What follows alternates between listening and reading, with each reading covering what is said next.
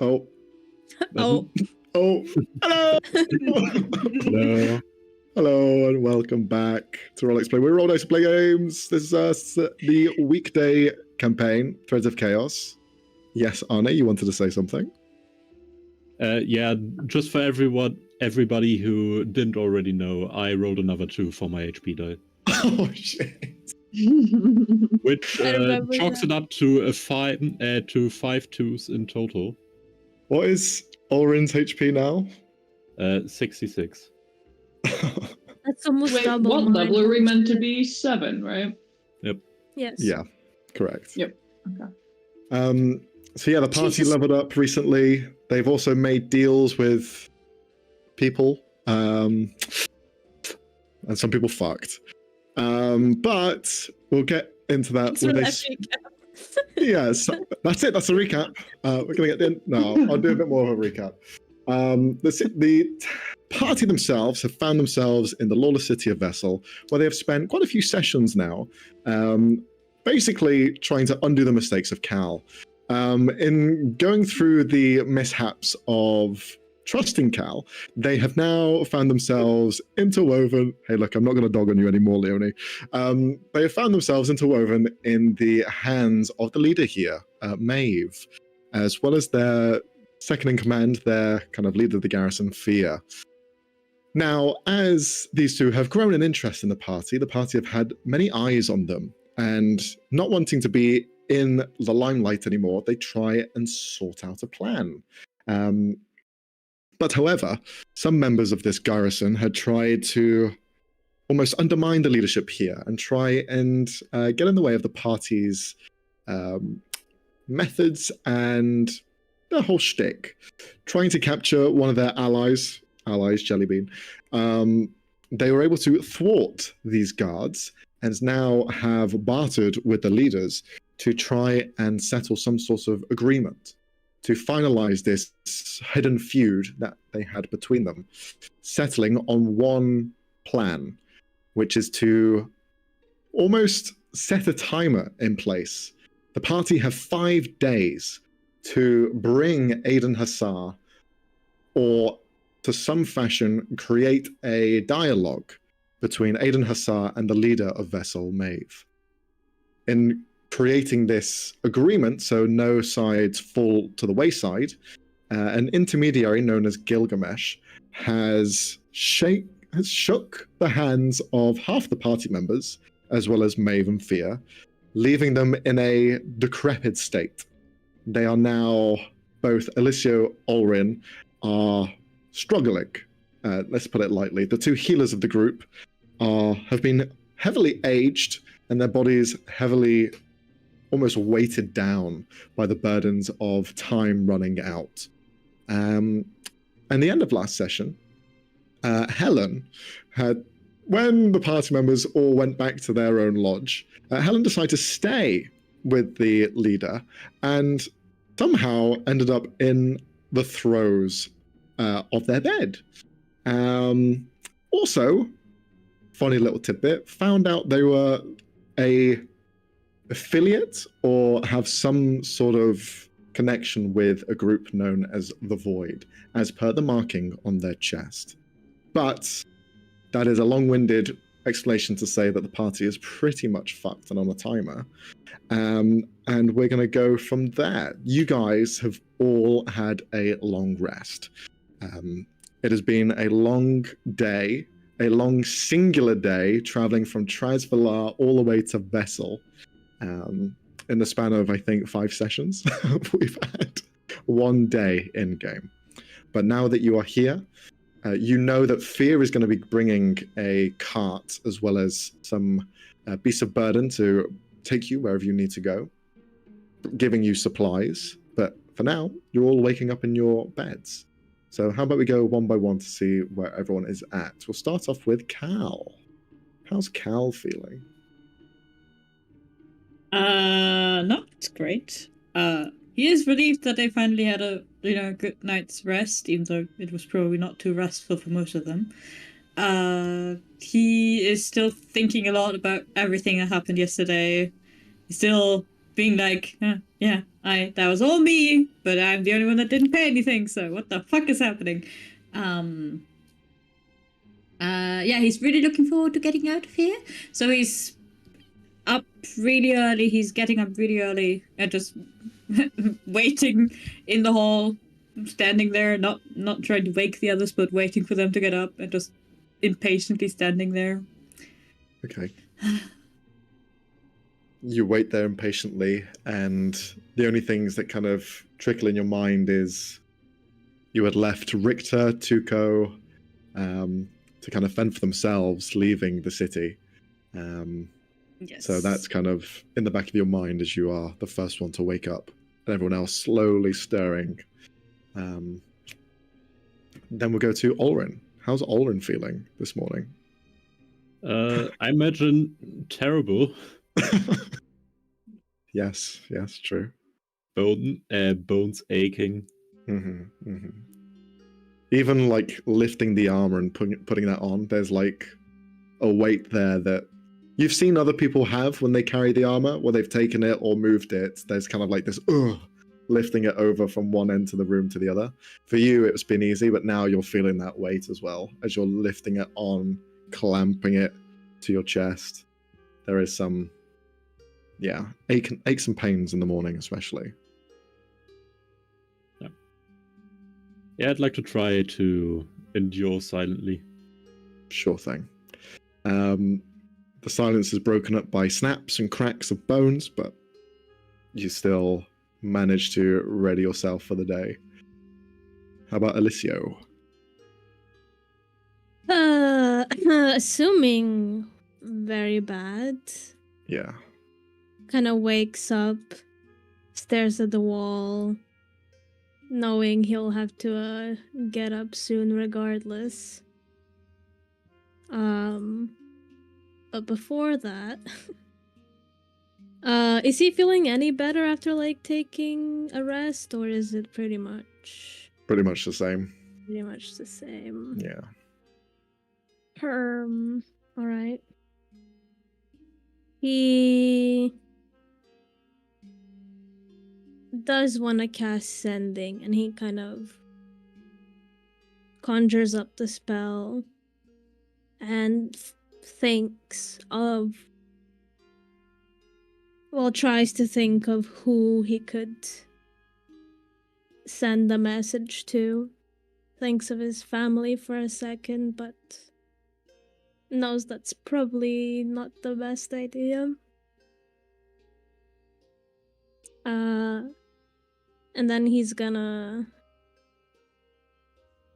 almost as if like write out the name Kai in the like little rune spell.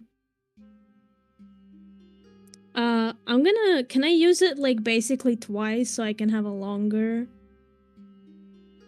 Yeah, sure. If you wanna have a 50-word message rather than 225, that's fine. Yeah, because I tried so hard to think of something I could say within 25 fucking words, but it's too little. And I'm assuming he would be able to also reply if he wants to with 50 words. Okay. Takes a breath, tries not to sound like a fucking 19-year-old, tries to sound like himself.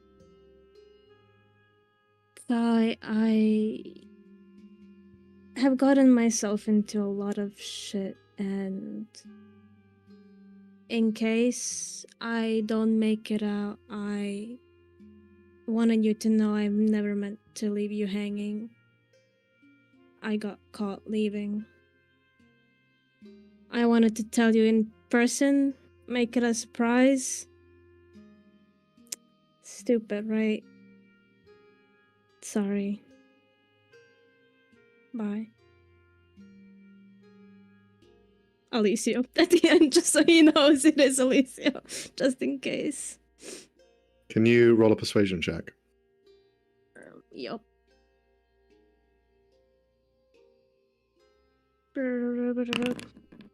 16. Okay. And by the way, just as a reference for everyone, all of your exhaustion levels are gone after the long rest. Okay, nice. In case you still had them on your character sheets. You send out the message. I'm trying to think. What time of day would it be there? I was worried about that, but like. Okay, yeah. You hear response come back.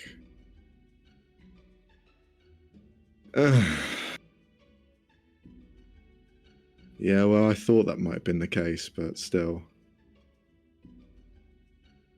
Doesn't make things right.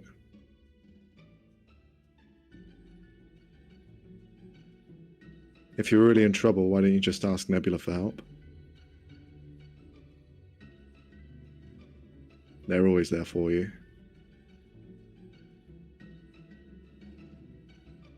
And thank you for saying that you're sorry. Doesn't change much, but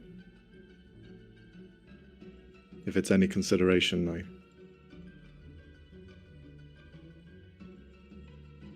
I do think about you. It's shit here.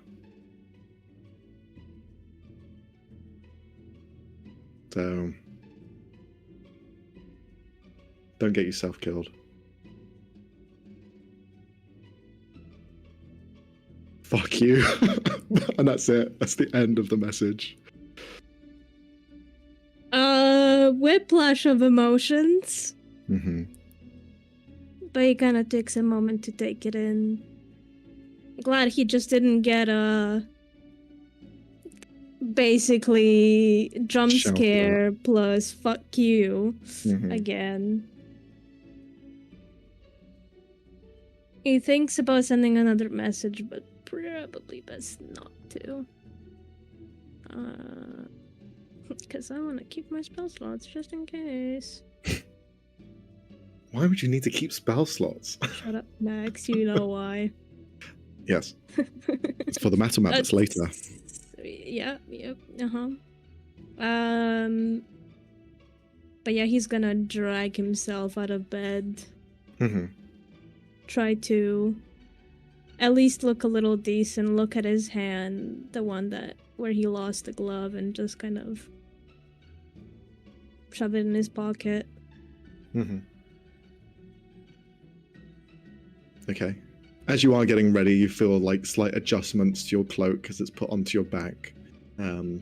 As if a helping hand is almost like helping you put your arm into the sleeve. And you never see it, but it's just kind of there.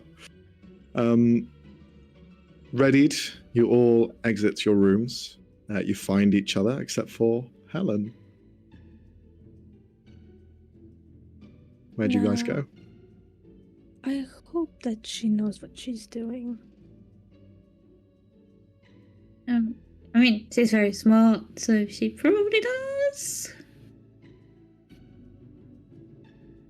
Right, well, I'll trust you on that. You know her better than I do. So what is our plan then? Leave the city, meet up with Leave as quickly as possible. Alright. Then we should probably get Helen and leave. Yep. I guess if it's any consolation, we know they haven't hurt her, because otherwise this thing would be not active anymore. They would break their end of the deal by hurting one of right. us. Yeah, but wouldn't deal we the made Gilgamesh yesterday? guy have to show up? Yeah, I know, but like, the Gilgamesh guy would have to show up and end the thing on you, right? So we wouldn't know until we meet the fish guy? I have no idea how it works. Or does it just end? Let's just go and try to find her.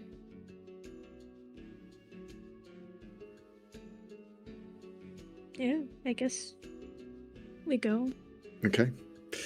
Yep. You head down on your way to find Helen. Helen, you wake up in a very nice bed. It is warm. It is also ominous as you feel like you're being watched. You see Maeve in front of you, laying with her back to you in the bed. But you also feel like you're being watched. Then again, there are tens of near 100 skulls around the ceiling and crenellations. But you wake up in bed. What do you do? She'd kind of just like super groggily, like she doesn't really want to like get out of bed in this moment and like go and do adventuring. Like in this moment, she's just like more bedtime, more sleepy sleep. But she'd kind of look over, just kind of gently, just like touch Maeve's like back, like just kind of shoulder blade, and then kind of start getting up and kind of putting her clothes on, like putting her armor like mostly on, and just like tussles her hair. And I'm guessing there's a mirror in here. Yeah, you find the mirror. You also find a pair of glowing coal eyes that have been watching on a chair on the side in the dark. As you are getting ready, you see them staring at you. Very kind of emotionless sort of response, just watching you. But you can see the glint of silver of some sort of dagger that they have in their hand, just kind of flashing every so often. You see Fia sat down in one of the chairs, just watching. Ellen fully does give a fuck. She doesn't care. Yeah. He's trying to be scary. She doesn't care. She'd just like kind of saunter around after she's like done in the mirror. She'd just kind of look at him, give him a nod, and be like, "Do tell her I said good morning, and hopefully I'll see her again soon."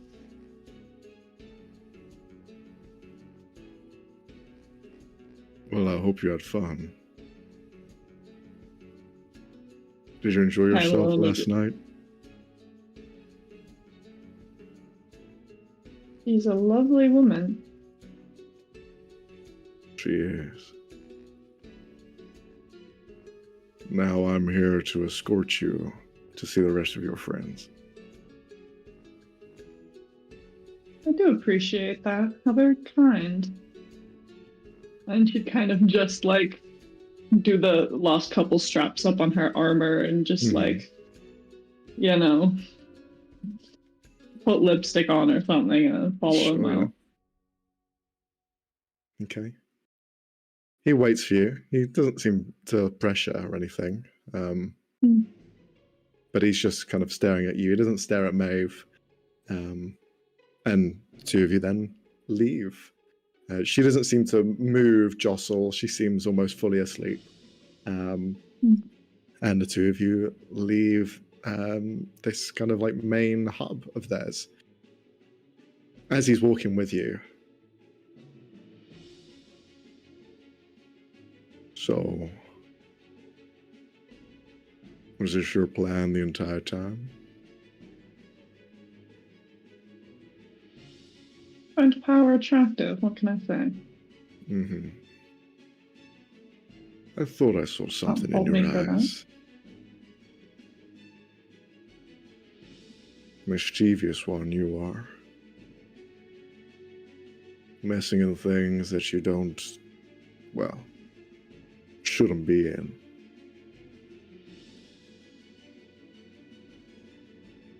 It's in my nature. Can't help it. Yeah, nature can't change nature. We all have our vices. And I understand.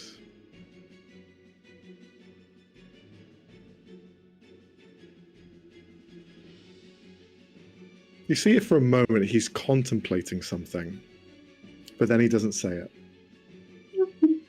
What's he feeling? What's he feeling? What's he feeling? He's What's he feeling.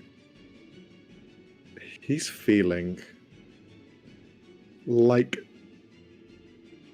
just a overwhelming passion.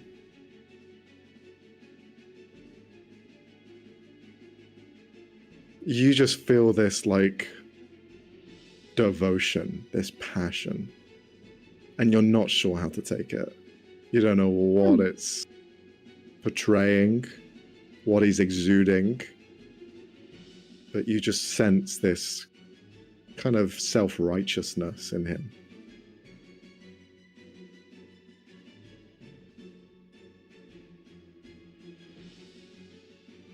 But he'll escort you to the carts, which have been prepared outside.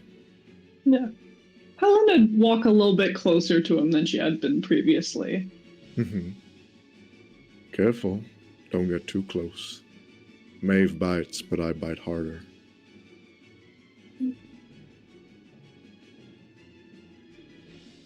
Helen would just kind of keep walking.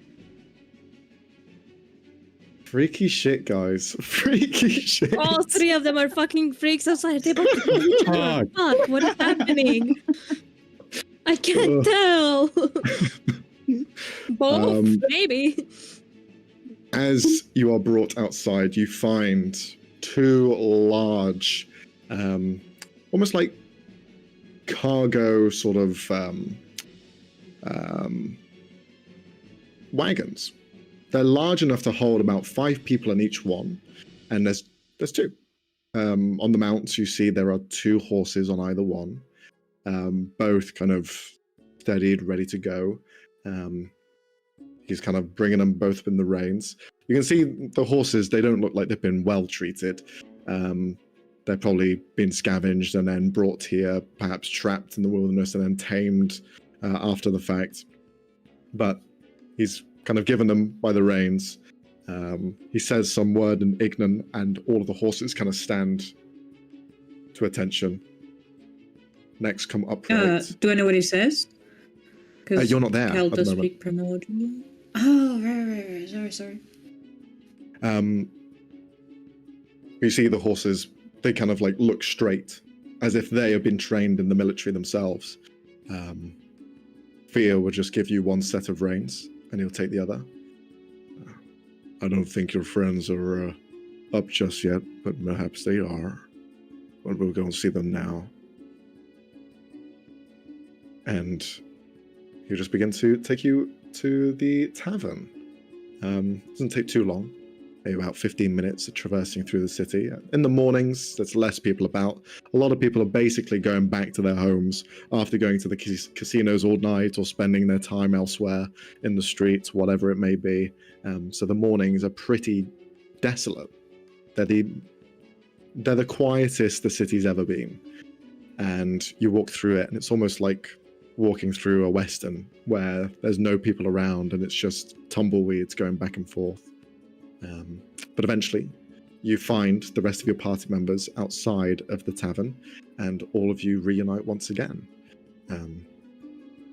The carts are brought in front of you guys. You are given the reins, and you see Fear look at the other 3 who have been waiting. Good morning, the rest of you. Ulrich and Alicio, you look a bit worse for wear. Suppress the urge to flip him off. Does he seem affected? I mean, might as well. You can roll an insight check if you want to.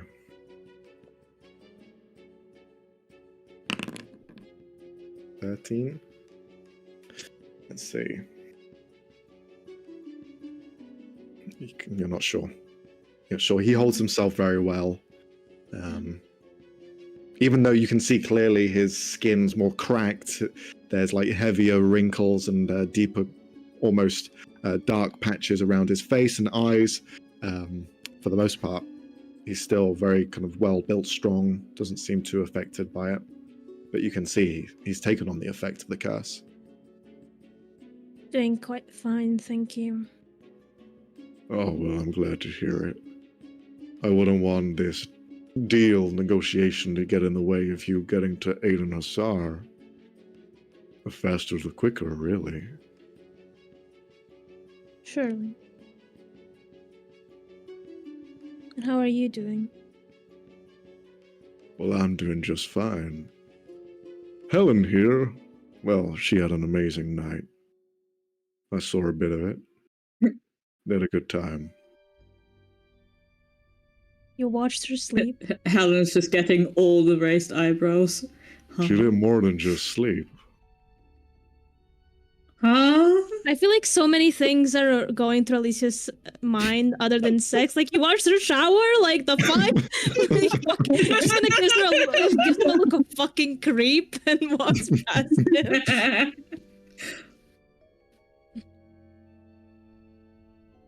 The hell, Cal is just shaking his head at Helen and just judging, because really?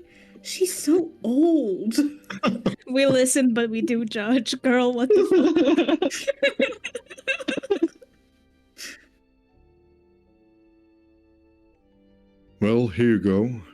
Here's the agreed upon travel. There's some supplies in there as well if you need them. So off you go. And he hands you the reins. Try not to cause this one to explode or kill itself this time, Cal. Yeah, I was about to say, Cal's not taking those reins. He's handing them off to someone else. And he's just gonna glare in fear and be like, yeah, no, horses are unlikely to do that, I hope. By the way, what was the name of that slug that came through here? The already dead one? Or that one's name was Steve. Is Steve? Was Steve? Did you already kill it? I've not killed it just yet, no. Alright. Well, maybe consider not doing it. Yeah, his name's Steve. Steve. Okay. Mm. I'll be sure not to kill Steve.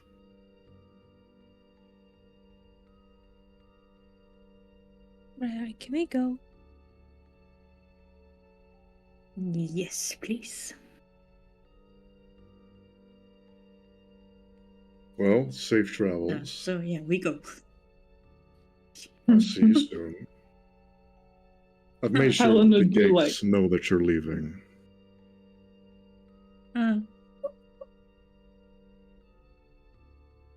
Brooke, you wanted to do something? Helen would do like the full like court curtsy, kind of slightly sarcastically, and then climb up into the carriage and just kind of wave. I fucked As your they wife, leave. curtsy. You know, the one. Yeah, Alicio is just saving his strength because he has a lot of words, but he's not gonna say them. Okay. Then fear leaves you to it, and you have the two carts to yourselves. Who is manning them? Who is going to be It's a driving good them? question. Who the fuck has proficiency in land vehicles? Because I don't. I mean, you have high wisdom, Right. animal handling for the horses. I guess. What about Ulrin? Oren theoretically also has high wisdom, so the two of you Arne could doesn't grab want to it roll together. anything. Yeah, not really. Alright. Yeah, but you're Fuck gonna be it, better I'll than do like it, I +1, guess. because I'm low wisdom. No, I mean I can, but it's going to cost me a level 2 spell slot. No, I'll do it. I'll do it. He's really dedicated to it. I'm not dealing with this shit. I will tell you now that These these horses are trained, and any roll that you make with them is going to be at an advantage. So that's I'm just prefacing that now. Gotcha. So in case you wanted to. Oh, yeah, no problem, man. All right. Do you want to do it I have then? Or high am I dex- who's I have driving? high You need dex- two. Oh, you need Well, to. Okay. we need two drivers, Yeah, that's people. what- We need two. Alright. This is why I'm saying alright. Ulrin should do it. Because I have high dexterity, but my wisdom is kind of ass, so my animal handling's real low. I'll do it. I'll do it too. My wisdom's kind of ass, bro. Cal is saying hello to the horses, though. Cal is saying hello to the horses. He's not Okay. taking the reins, but he's saying hello to them. Can you Helen's gonna understand the forbid horses? Cal from naming them. No, I don't. I'm just saying hello. Okay. And I'm also They- going to each of them, just whispered like, "You're not a cursed insect, right? Okay, sweet." Yeah.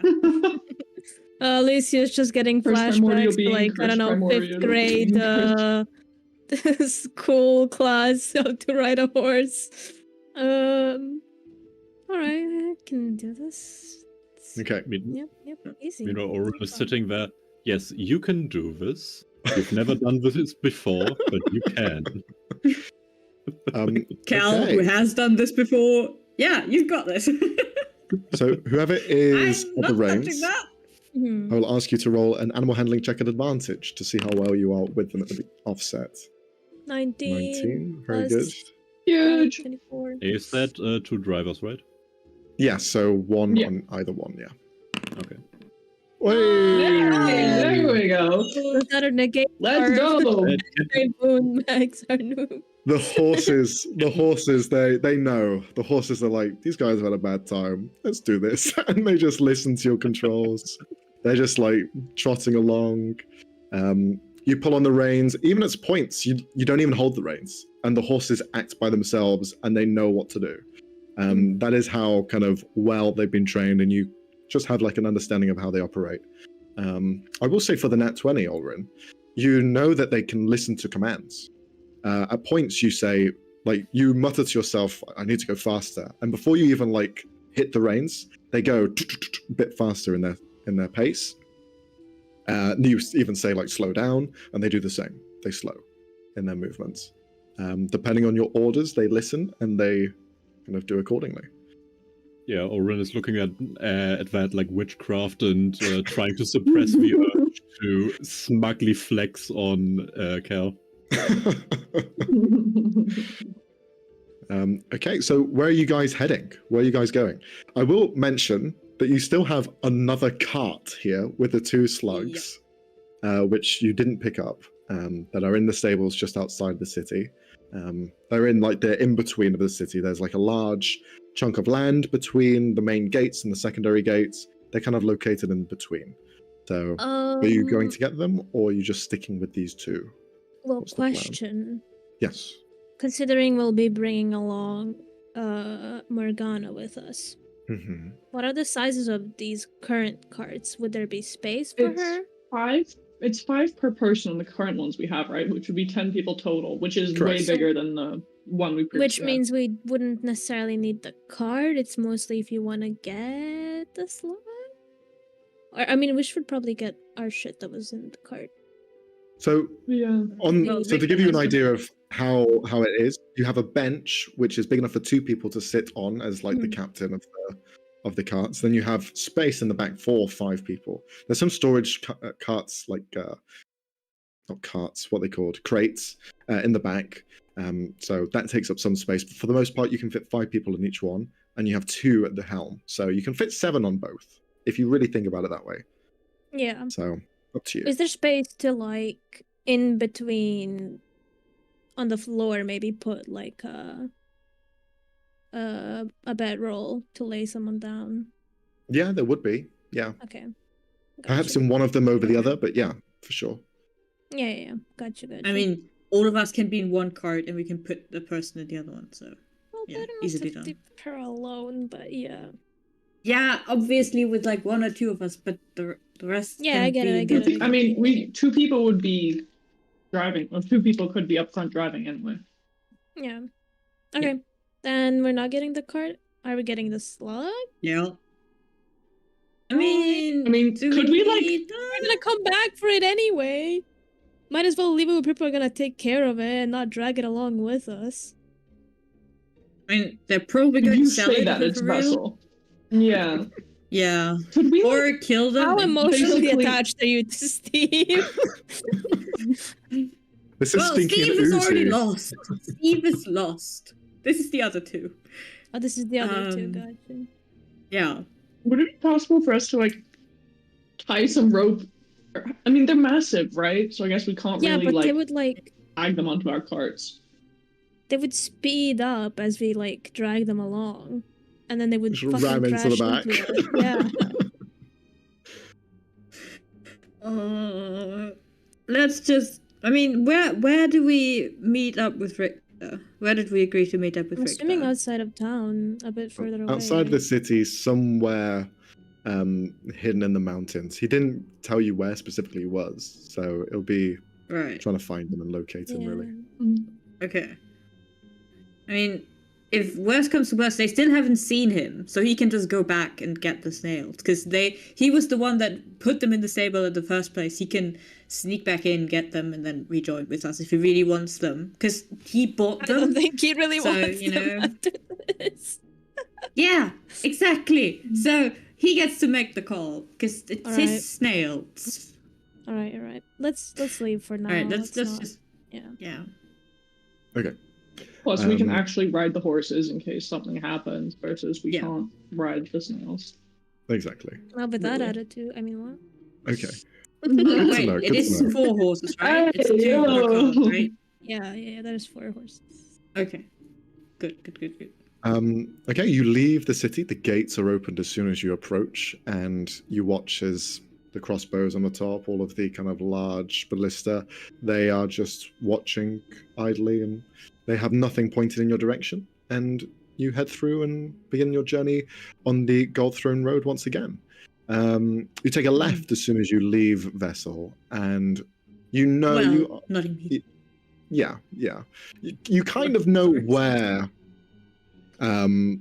where Richter and Tuco are going to be.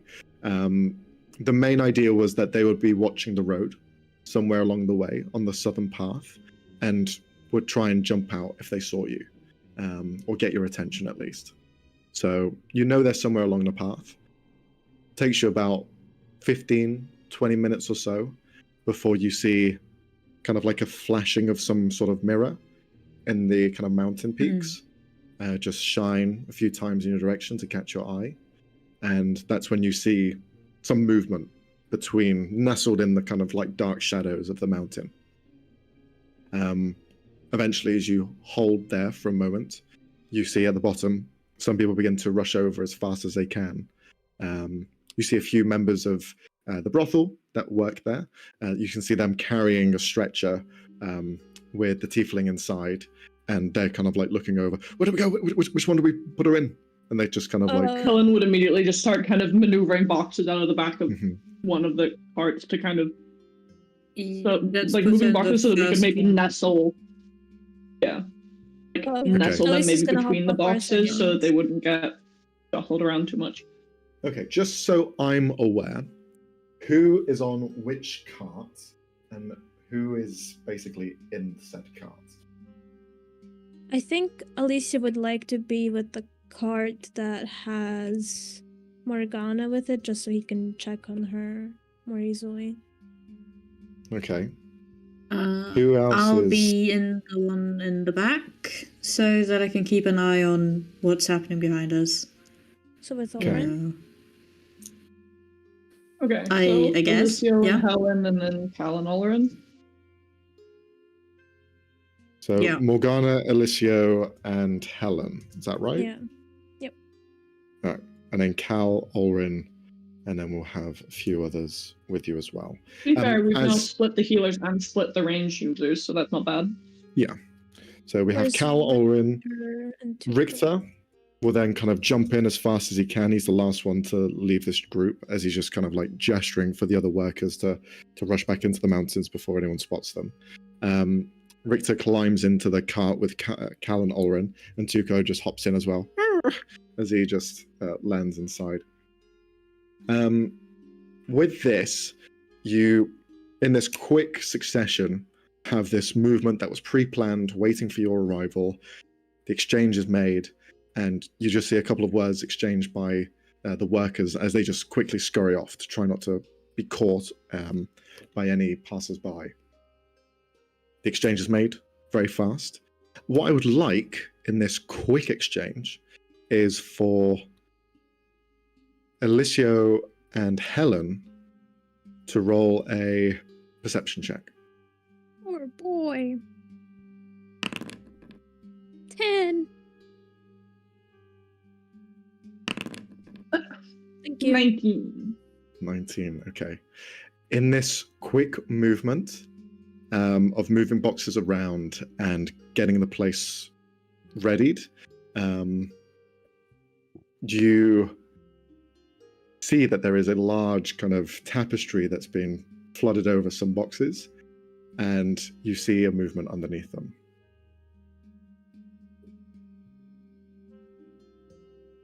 Helen would get the end of her rapier and just kind of pop it up. You lift Yeah. up with the rapier, and you see two people sat in there. You see a Triton, the same Triton that you've seen before, Gilgamesh, and you see a silver mask Why? in a black suit They try to figure escape. known as Diplor. The two of them are just sat there, and you see Gil just look up with a slight smile. G'day, hello. Are they stowaways? I'd prefer you don't point that rapier at me. I wasn't sure who was under there. Just thought I'd check. She Well, kind you of know, draw it I back just and thought hold it I'd, up with her hand. catch a free ride if I could. If that's all right. And by the way, I don't really care about the... And he points down towards Morgana. I don't really give a shit, so...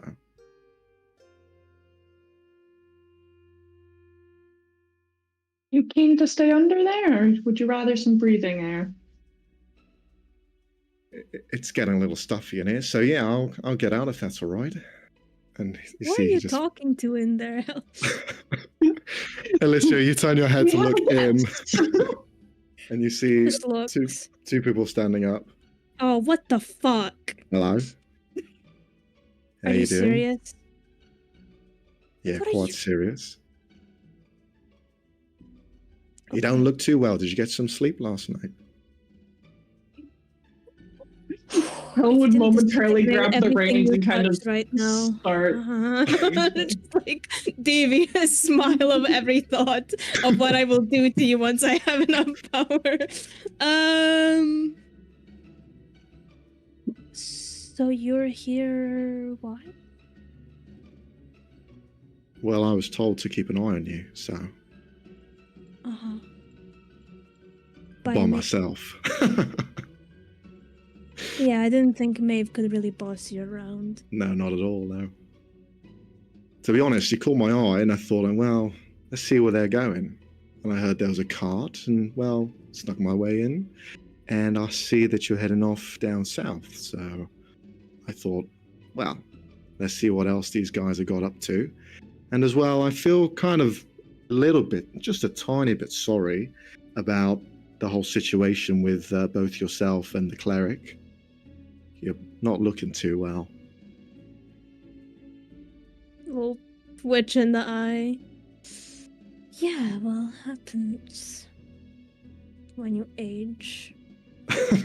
That's not what's happening here. That's not it. Whatever you did. Yeah. Well, Sorry don't worry. enough to negotiate? Now, do you think I'd get in the way of what Maeve wants? Do you think that's a smart idea to do? I think you're powerful enough to not care about what she'll do. Exactly. I'm trying to play both sides here.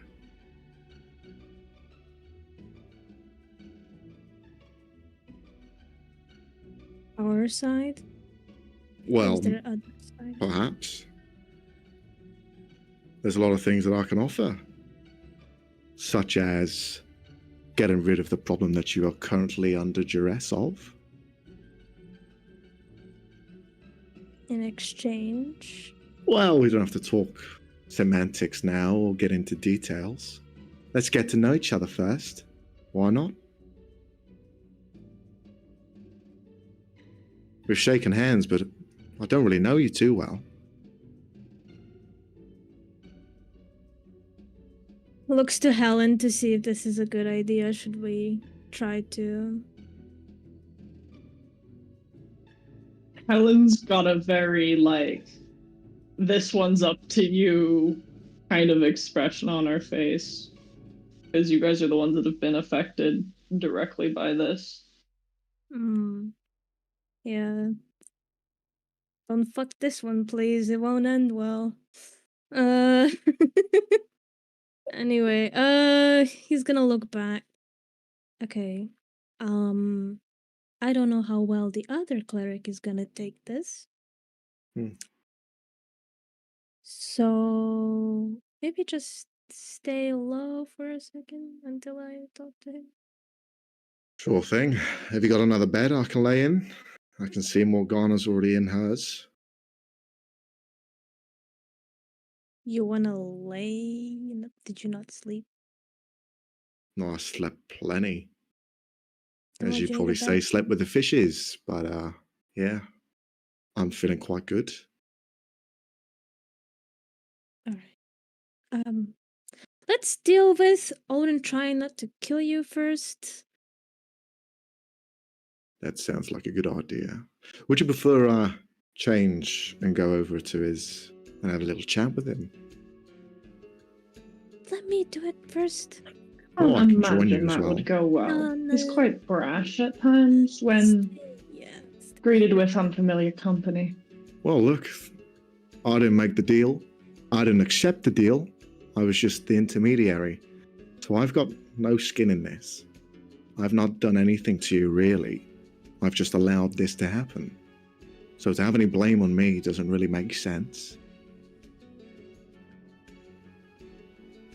Well, you do also kind of work with her. Yeah, but you're working for Aiden Assar, who's a legendary rogue, killer, thief. Yeah, I wasn't really talking about the morality. It's just like Orin really hates Maeve, and you work with her. So... Well, if you think about it this way, you're also working with her, so we're in the same position. Against our will, but alright. Well, you accepted the deal. You didn't have to. Could have just tried to kill her then and there if you wanted.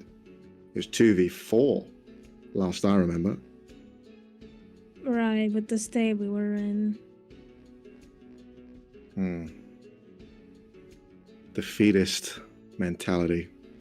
Not the best.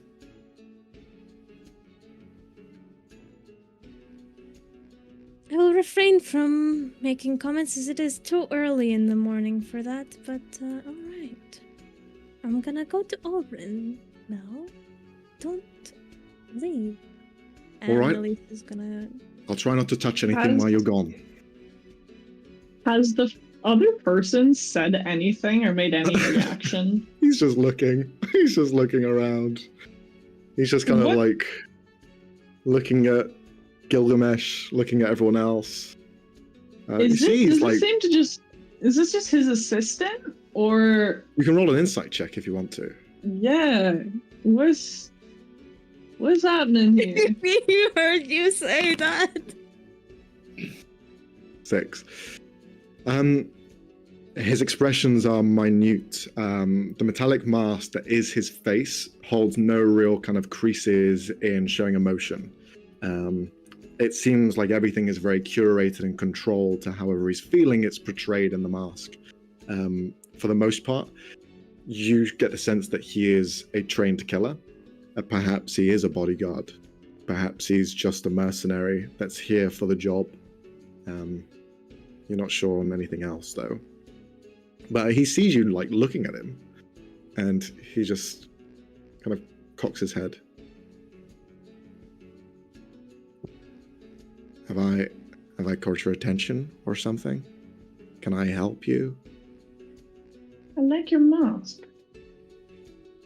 Well, it's Very my pretty. skin, so not much of I- a mask. I didn't clock that fully. I'm dumb. Well, no, that's all no. right. Look, it's quite understandable that you think it's a mask, but you see he begins to pull at it, and you see the metallic elements begin to stretch across, and they warble back into place. Quite real, quite fixed, and quite malleable. And you see his face changes shapes. You see it kind of turn into a more feminine, slender kind of design.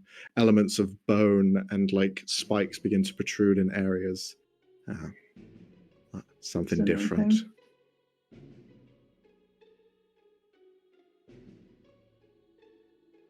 Quite lovely either way. thanks. Would you like a piece?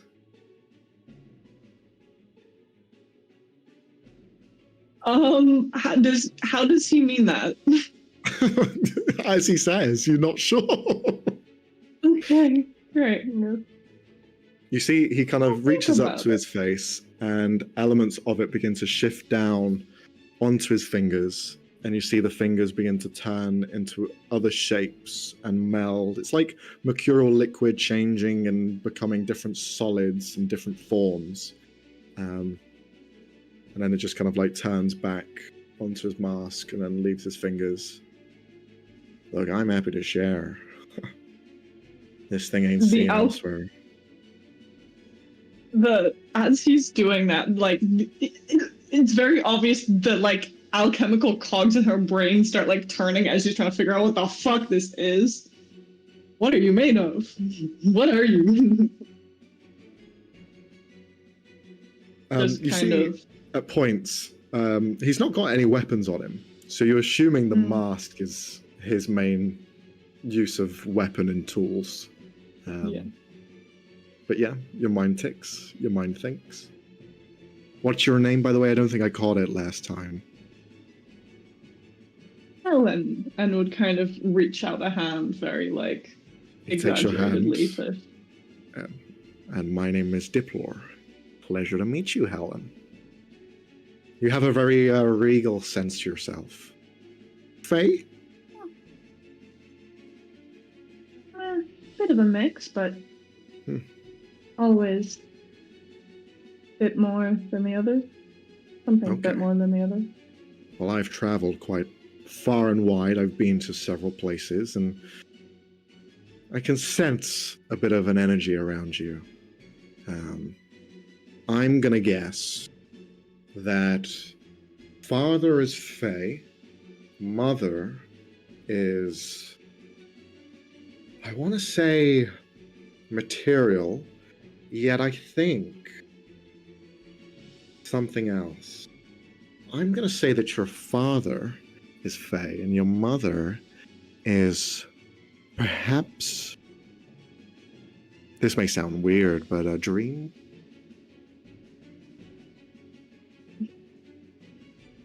Helen? And are reading this accurate? Helen's immediately looking at him over with a slightly more like kind I got it, didn't expression. And Helen would say, not quite right, but almost there. And then would try to mind link with him and goes, you've got a very good eye. I just kind of lean in a little closer. You mind link into his head, and you just begin to hear like static. He looks at you after having done that, and you sense the static disappear as he allows you into his head. Oh, well, you know, when you've been around as long as I have, you've seen it all. And, well, let's just say I've seen every part of this world and every other world. I tend to explore, so... And some people just ooze where they came from. Helen out loud would say, you should tell us some stories if you've got such a good eye. I'm sure you've been lots and lots of places. Tell us some tales. You're going to be with us for this journey. Well, I want to keep myself entertained, so yeah, why not?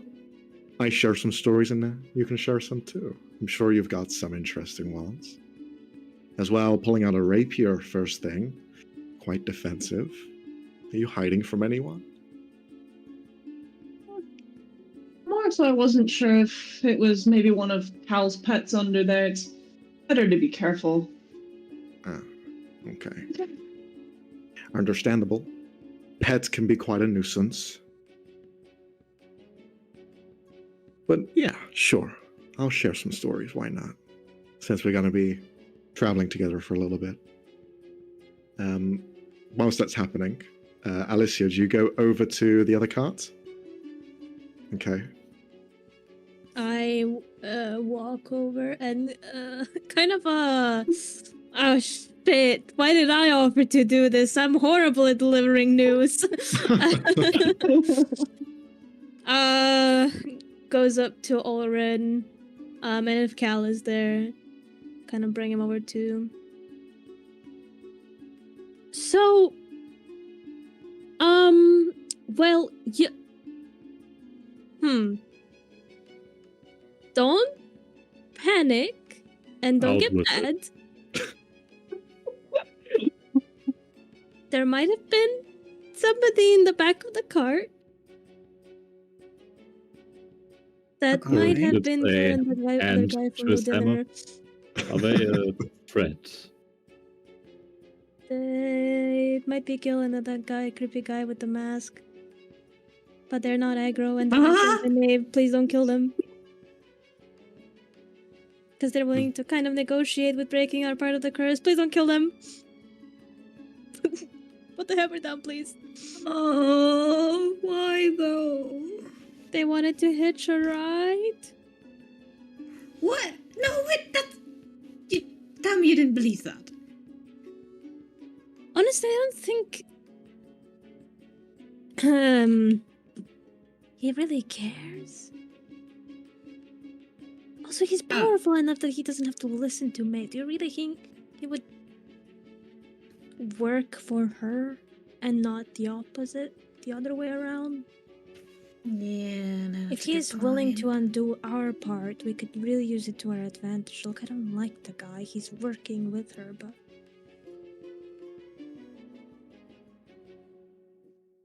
As much as I don't like doing Maeve a favor, I feel like it's going to be very, very dangerous owing this guy a favor. Well, not if we give him something first and he undoes the thing for us. Then we don't owe anyone anything. What can he possibly want from us?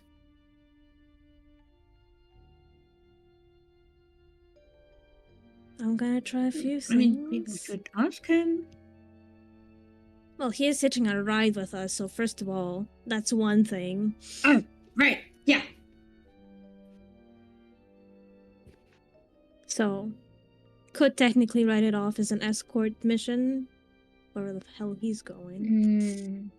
Wait, And I what could, about On Morgana? that topic, should we maybe You've tell... seen her, right?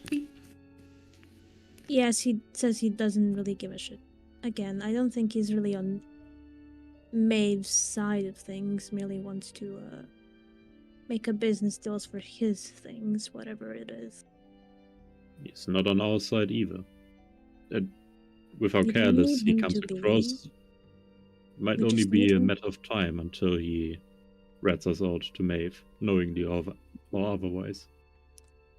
Well, we just need him to remove our part of the deal. Alright? Because the two of us, I don't think we're gonna be great at fighting for the next couple of days. And we have Demon to deal with.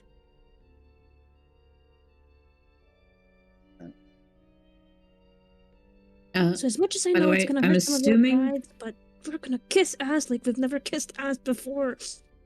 Yes, Leonie? I'm assuming we've caught up Richter, right? While that was happening, me and Oren have probably caught up Richter, Sure. told him about the deal. As you guys Great. are having this conversation, after having informed him of what's been going on as well, he will inform you guys. I've heard back from Caroline. They have already arrived in the Shard of Glass.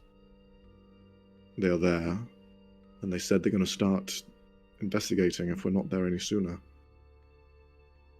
So, it's only a matter of time before they find what they need to and then continue the mission without us.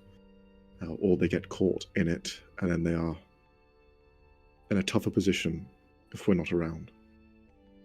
So we're kind of on the clock there as well. It's a shame that we have two ticking clocks happening simultaneously, but that's where we are. So my question is to you, where are we going now? We have stowaways on board. You are in dire need of help. And well, our other team is going to be at a detriment.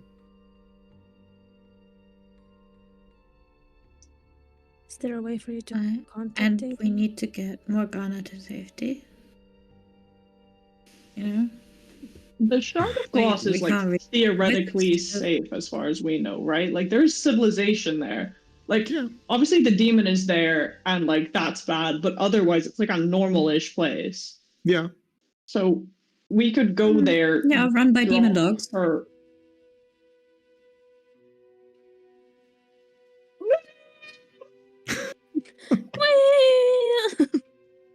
Wait, where's the? We've seen them. Glass? So It's the star, which is Yeah. well. I see it. But yeah, if we go there, let her off there, then we can kind of at least partially split up and like work around Gil being there. Plus, he doesn't seem to give that much of a fuck, so like we can kind of work around him. Obviously, Helen is not there, but as like a general plan, like it's not a bad idea to just go there, say we need to get Morgana to safety. True. And this was the destination we were going. We're looking for information for like some other thing. How long do we need till there? Until you get to the Shard of Glass, it'll be Yeah. around 2 hours. Oh, okay. I thought it was. Yeah, like we're at least almost there. 2 days away. Never mind. No, it's No. not too far. What would a detour over to the guild be? Because that's where we were originally planning on putting Morgana, because that's where we think is actually safe. There's no main road that's been carved out to get there. You'd need to go through the forest and through the kind of back roads that are there. Going through the red grain forest can have its own complications, but if everything were to be all right, you could probably get there within a day and a half, 2 days. That's really depends, time we don't 'cause have. the thicket that of the time. Yeah, there's a difference between following the main road and then going through like a forest or like hill lands that aren't built for travel and Yeah. traversal. Well, have you contacted Aiden, perhaps? Do we know if you could actually get an audience with her? I have not, no, because I did not know the seriousness of the situation, but I can, if necessary. The reason why we haven't, and the reason why we haven't compromised his position at all, is due to the fact that there is an anomaly, a question mark in the form of this demon, or demons.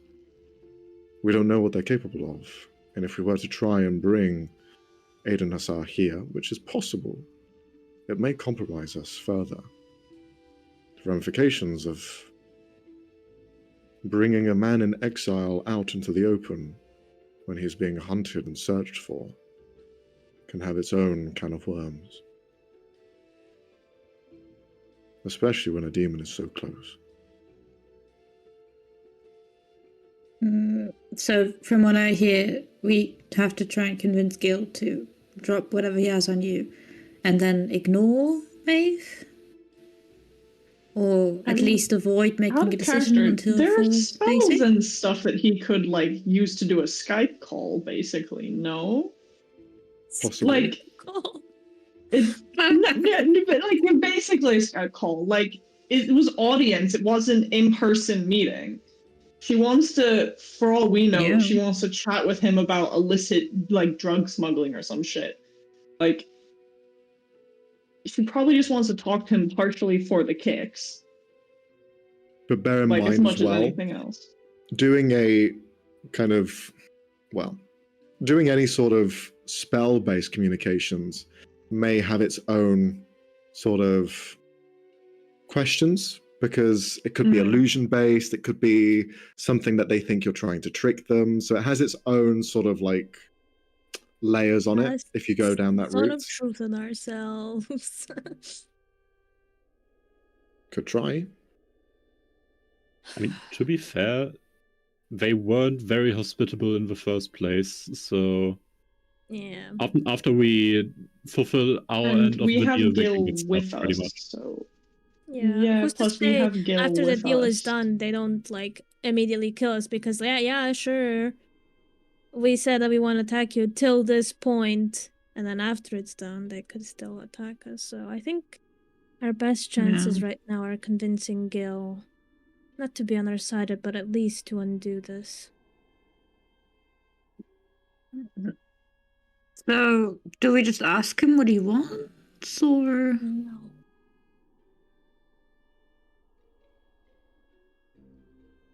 I think that's too well. If we ask him, he could give a really high number. Let's start small with small offers and see what he thinks. I have something in mind for on the road, perhaps, or once we settle down. So, to the glass sharders, right? Yes. Before we go, could I just check on Morgana, see if she's Sure, yeah. doing okay? You head back to the original cart that you were in. You can roll a medicine check if you want. Yeah, can I use my... do I have a... My sheet is lagging from how many fucking items I have. Save me. Save me, please. I think it's herbalism. Yes, it is. Okay. Mm-hmm. So wisdom plus my proficiency? Yes. For that? Actually, well... Yeah, it's just medicine, right? Yeah. 20. Okay. You can see that her wounds, although the spell had taken place, the scroll was used, and the rite was correct, the effects that are still on her person are still decaying away. There are elements of her that the spell itself just could not break. As you are examining her body, you can see elements and traces of it now that almost resemble what you're going through, like a state of slow decay, where your body is, no matter what magic, whatever you try, is not going to beat whatever this is, whatever this power is. And you just see Gilgamesh sat there and just kind of looking at you and looking at the body. And he just shakes his head. What? There's no point really in trying any of that. It's not going to work.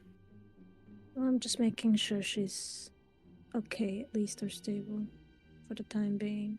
Well, that's very kind of you to treat a dead corpse in such a manner. Even corpses deserve dignity, although she's not dead yet. She will be soon, though. And it's not kindness, it's my job. So I'm you're a assuming medicine this is- practitioner then? You try and fix the unfixable? Yes, I'm a doctor, and yes, some things are unfixable, but a lot of them are. What about your case? Do you think that's fixable? Or do you think you made the wrong decision? Can I see if he's asking about the thing he inflicted, or is he You implying can roll the an other insight thing? check. Yeah. Having a look at Morgana now that I'm actually here to see her. 20. No, Jesus fucking Christ. Wisdom. We'll go this 20 and then we'll go to you, Brooke. With the 20, when he touched your hand, there was a moment where he could see every part of you. He could see every issue that you had, and you know he's talking about everything. He's talking about the things that he did to you, and he's talking about the things that were already there, that he just amplified and made so much worse. You know which one I'm talking about. Lucy's gonna stop what he's doing, stand up as he was kneeling down next to Morgana, walk up to him. You're not the first to doubt my abilities, nor the last based on that low-hanging fruit. If that's enough to put you over the edge, I'm sorry that you've got such a small temper. It gets tiring. well, something you got to live for much longer if you make it past the 5 days, so I wouldn't take it too much to heart. I don't. Again, not the first time someone said it, you said, so relax, take it easy, and enjoy these last 5 days to the best you can. You'd hate for them to be cut shorter than they are already. Life is a precious thing.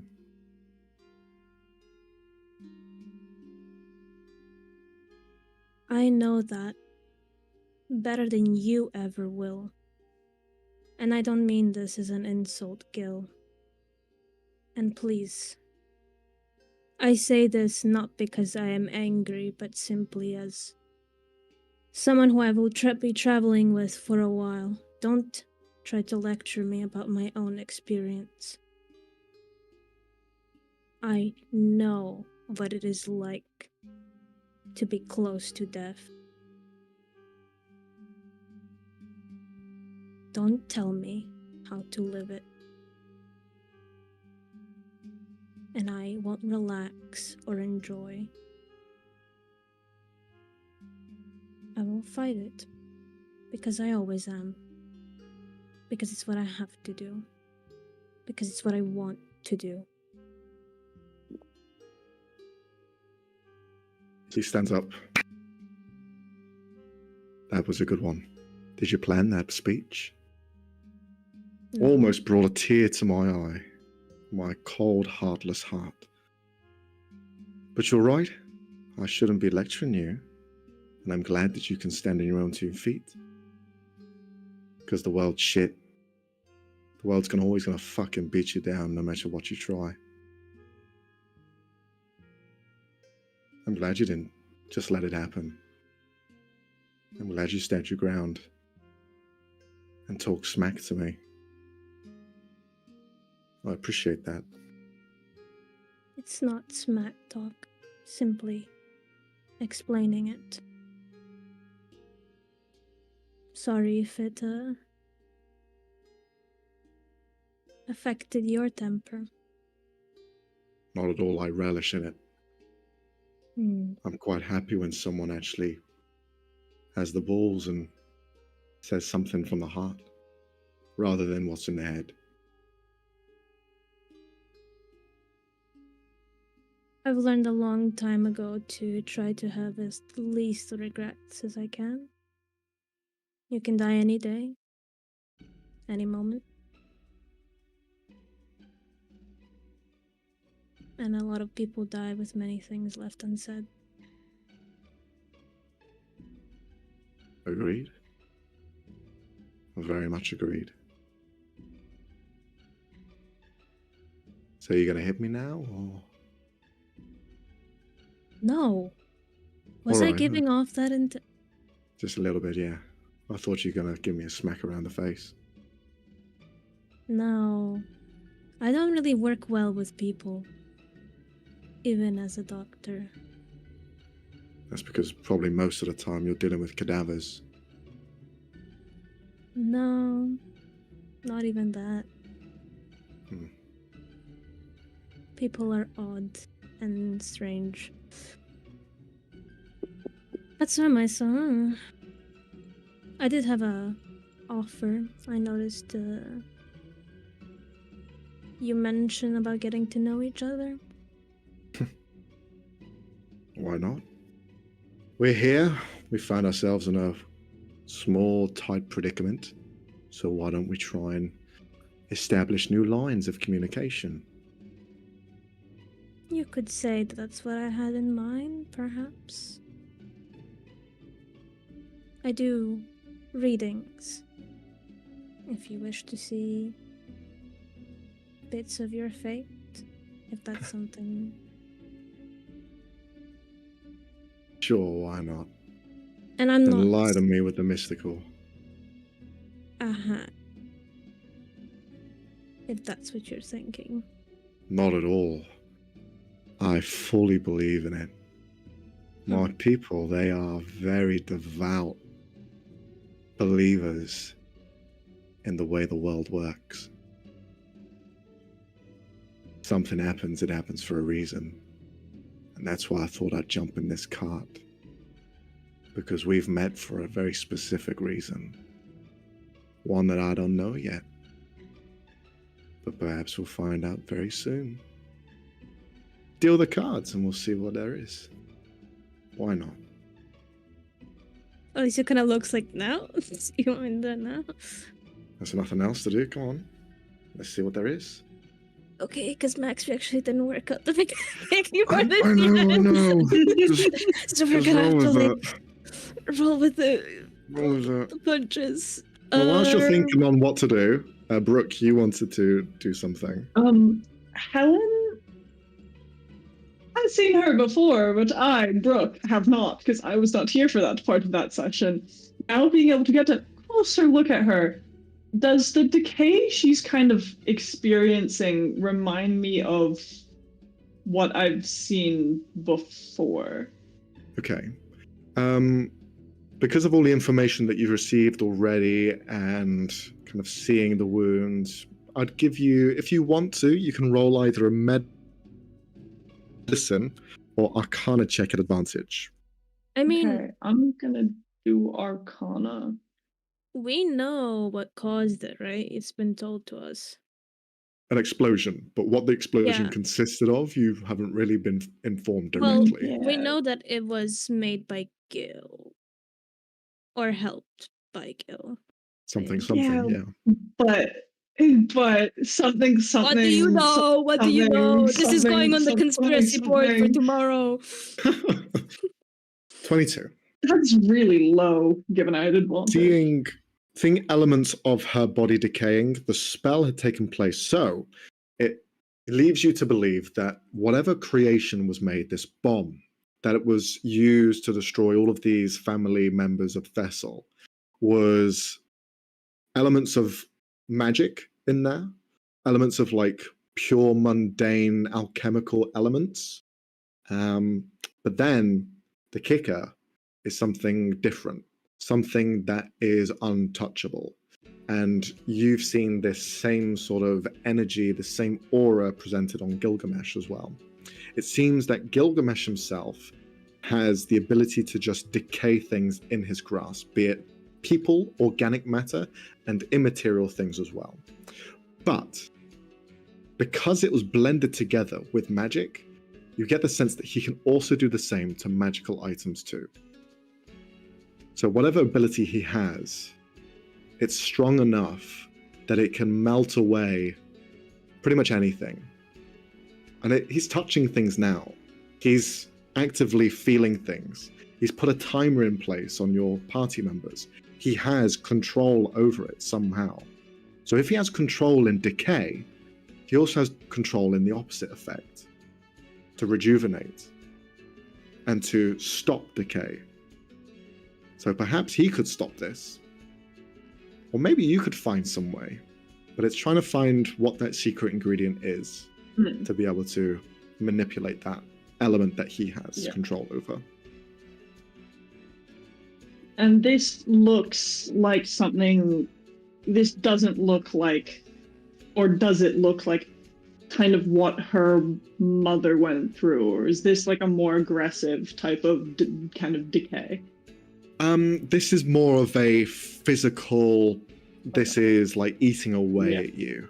What Helen's mother kind of went through was more of a almost spiritual decay. Like although her body was failing her, it was more like her soul was like leaving her body rather than her body whittling away. It's like the body wasn't strong enough for the soul to kind of hold tether. Versus this is like almost like leprosy, like something's actually like... Correct. Yeah, like flesh-eating disease, it's just eating away at it.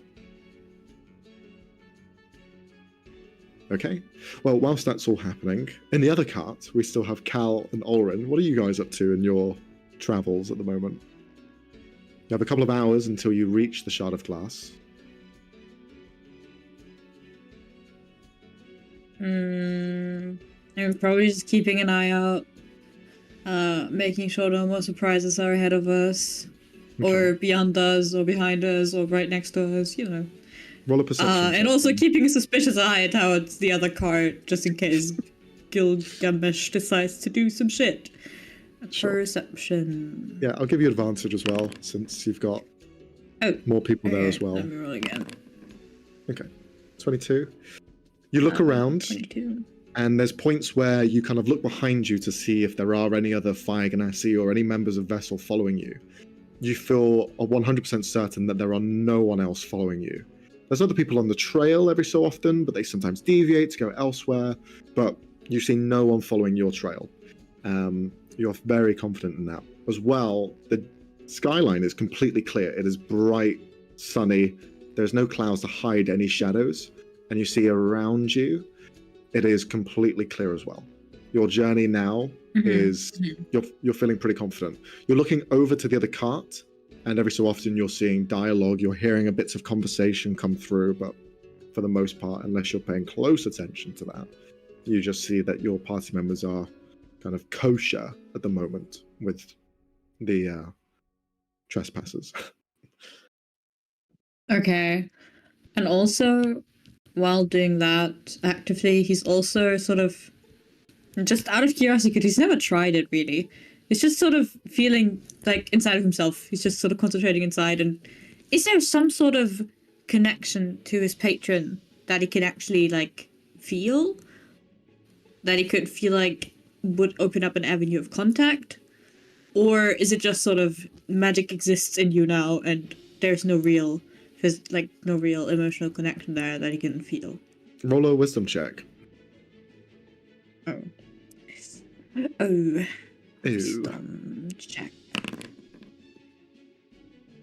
I'd say with a 13, you know there's a bond that's there, but you're not sure of how to tap into it.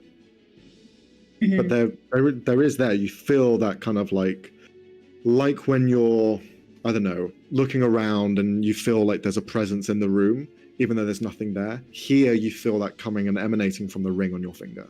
There's just this kind of like tether to that you are, when you had that dream where you saw the rose dragon there in it present talking to you, it was the ring that kind of brought you to that space. So whether that has some connection to them directly and you can tap into it, you're not sure, you've never really tried, but that was given to you and that is kind of them represented. Yeah. Alright. Then he's just gonna be playing around with that. Mm-hmm. And also every now and again glancing over at Jellybean, making sure it's not falling off the card or something, you know. Jellybean's like attached to the wall and just kind of hanging there. Like a starfish? Why? Wait, did it do that on purpose? Did someone put it there? What? Richter put him up there, yeah. Okay. I mean, yeah, why not? If it looks uncomfortable. Calameus, I still I'm gonna don't get it really off, understand what this thing is. I'm trying to wrap my head around it.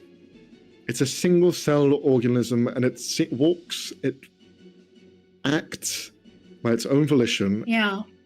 And it was a pain in my ass to try and keep it in one place. It just tried to always run.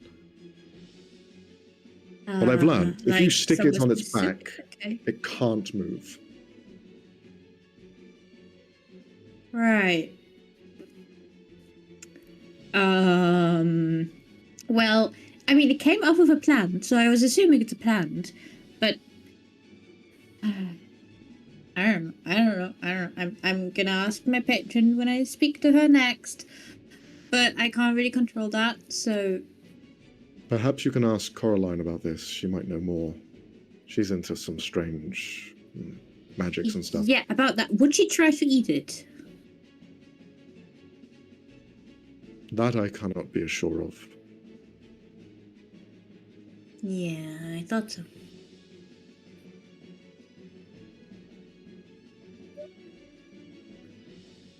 By the way, who's that patron of yours, Cal? I was waiting for the penny to drop. I don't know. I have no idea.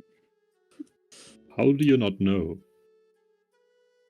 Well, I spent a few days, well, more like a few weeks, with her while I was recuperating from an injury, and she sort of took a liking to me, so she gifted me this ring when I left, and yeah. And ever since then I've had magic. So you just ran into a magical being at random, spent a few weeks, and know nothing about them. Yeah.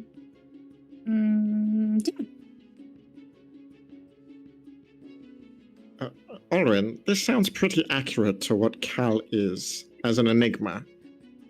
No, it is. I just feel like regularly reminding him keeps him grounded. Oh yeah, for sure. Yeah. Cal, do you have any other secrets? Like more than the ones that you've already told us or we found out? I'm seriously thinking, does he? I don't think so, but I could just be blanking here.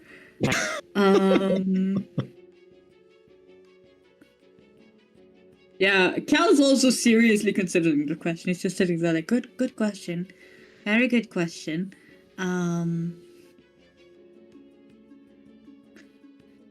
Well, there was that weird fortune teller who told me that my brother would kill me, but like she was weird, and then I talked to Hazarias and he was like, no, I'm not going to kill you. So, you know,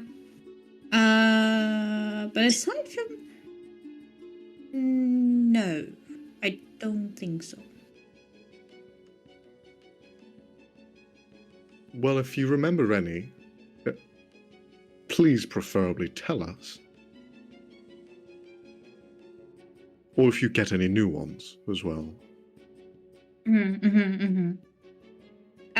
Does this only pertain to secrets about myself, or am I also obligated to share secrets about other people with you?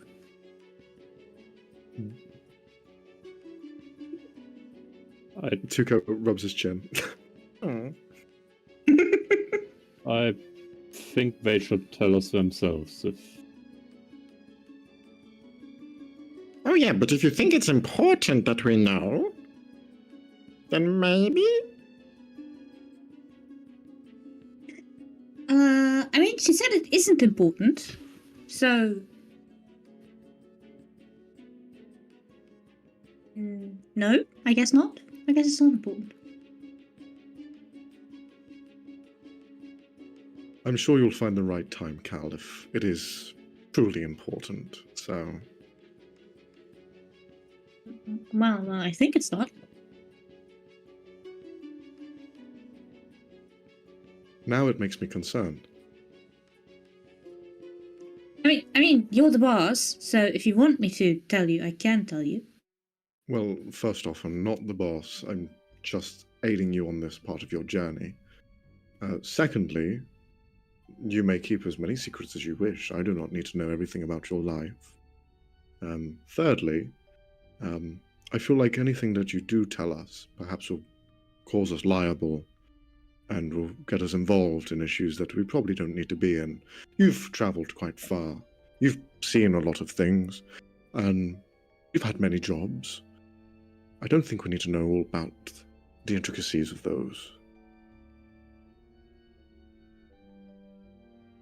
Well, it was technically on this job. Well, we hadn't reached Bellavia yet, but, you know. Orin, I leave this in your hands. He gave up. It seems you're It seems you want someone to talk about this, so go ahead.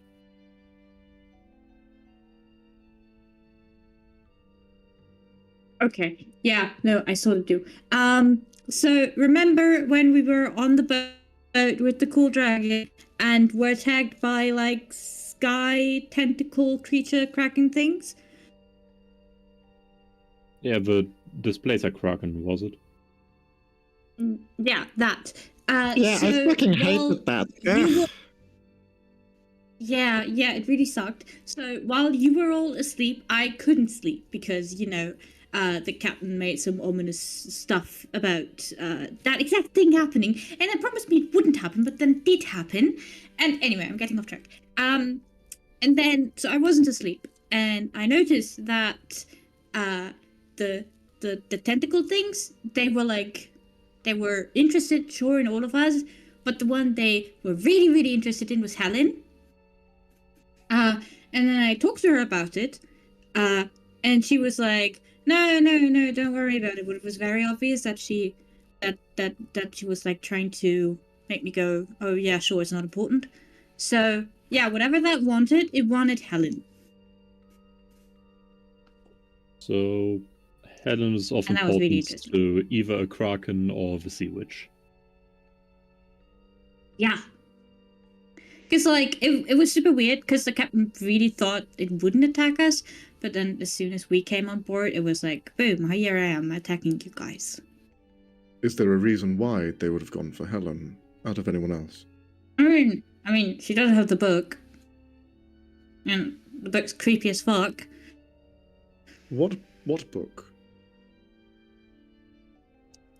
The one we found in the meatball being carried by the mailman ghost. In short, we came across this book in very strange circumstances. It seemed powerful. We fought some methods who seemed to hate this book in particular. Okay. And does she still have this book on her now? Yes. Mm-hmm. Yep. It's locked though. And what is the importance of I think this I locked book? it back up. We don't know. We only know that it is a very powerful item. Okay. Well, if it is a very important and powerful item, perhaps we should keep our wits about us then. Perhaps there are more people who would be interested in this book. Yes. But if you believe that Helen is of good character, Aiden Hassar seems to think so. I see no issues with this continuing. But if it causes a problem further, and it needs to be addressed, we can discuss this as a team. I do think ultimately that Helen is reasonable. However, I will continue reminding her to not open this book again. What happens when the book is opened? What is so special about this? Frankly, we do not know. She opened it once in our presence. It exuded a powerful magical aura, probably enough to kill us at that point, and did nothing with it. Yeah. And then we closed it again and locked it.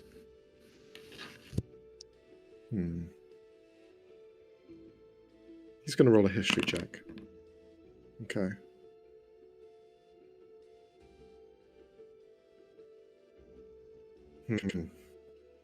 Perhaps I will...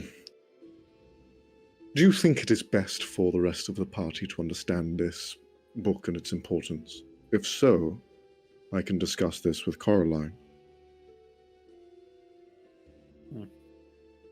If it's all the same, then please do. It somewhat makes me uncomfortable to have such a powerful item around and no idea what it does. I will see if Coraline can reach out to Helen then, and see if she can work her ways into looking at the book.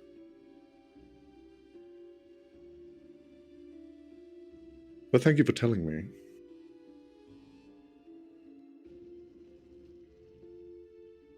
Aiden at the start did not mention a book. Well, it was before we officially started traveling towards Benavir. Like, it was like when we just met up. So maybe he didn't focus on it? Well, I was informed by Aiden Nassar about all of your advantages and disadvantages, let's put it that way. A detailed analysis on what you're capable of, and what are your greatest weaknesses. This also includes what you have with you, and what you deem as a tool or a vessel, or your power. There was no book ever mentioned.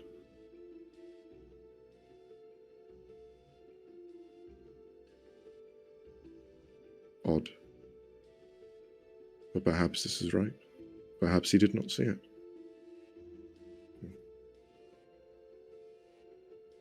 He kind of just turns and goes back to the reins with the horses. Is he driving it now? Yeah, he's taken control. Since he actually knows how to handle land animals, but as well, he sees Orange struggling, and he's not going to let Cal go. Orin is just sitting there admiring that the horses basically do the work themselves. Yeah. It's like an electric. These are automatic car. well-crafted horses. Yeah. Oh my god, Tesla. Basically front seat decoration. Yeah. You're just a Pass it, model. princess. Excellent. Alicia, do you want to do the reading now, or do you want to do it after a break? Break, because I need to pee. Okay, please. We're gonna have a quick 5-minute break. When we're back, we'll be in the Shard of Glass and doing a little bit of insight reading on Gilgamesh. So see you back in 5. See you. Bye. Bye.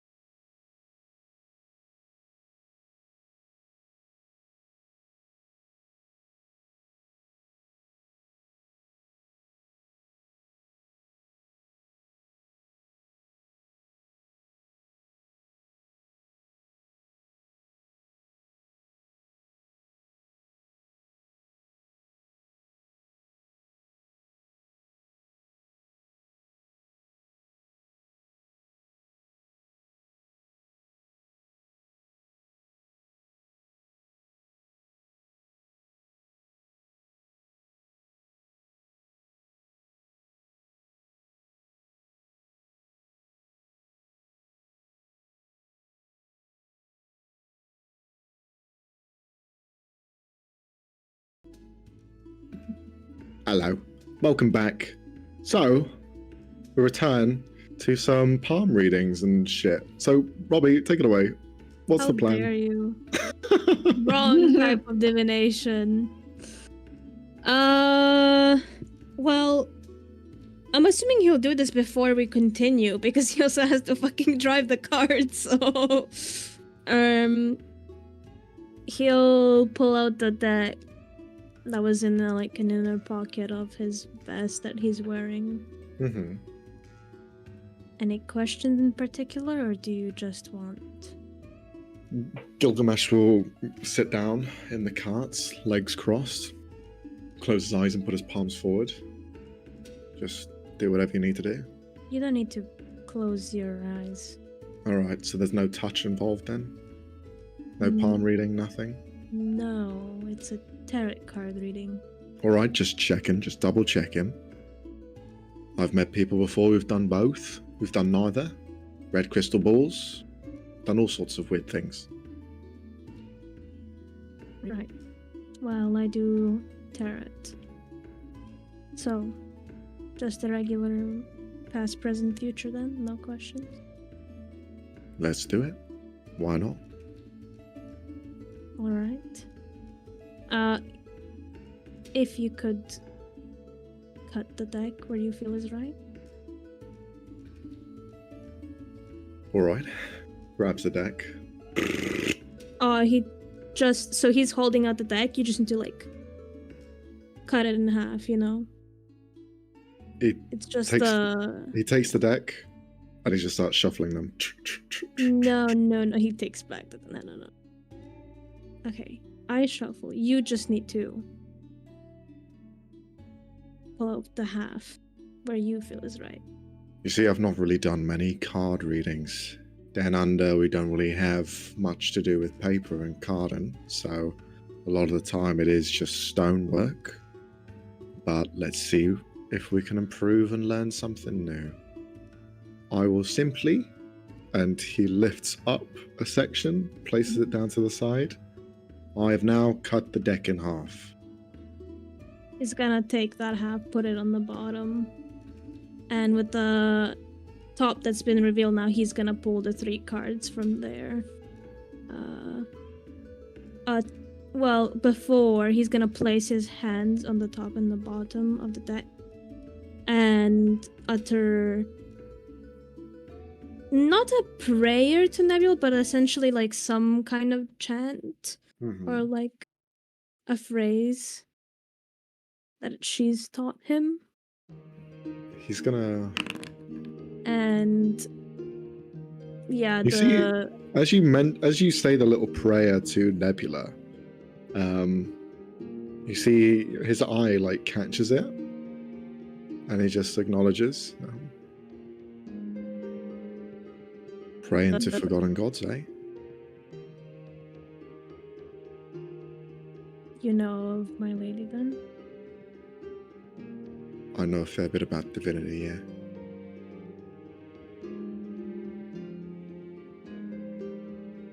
Good to know there is somebody who knows her. Well, yeah. We're a dying breed, you and I. And so is she, really.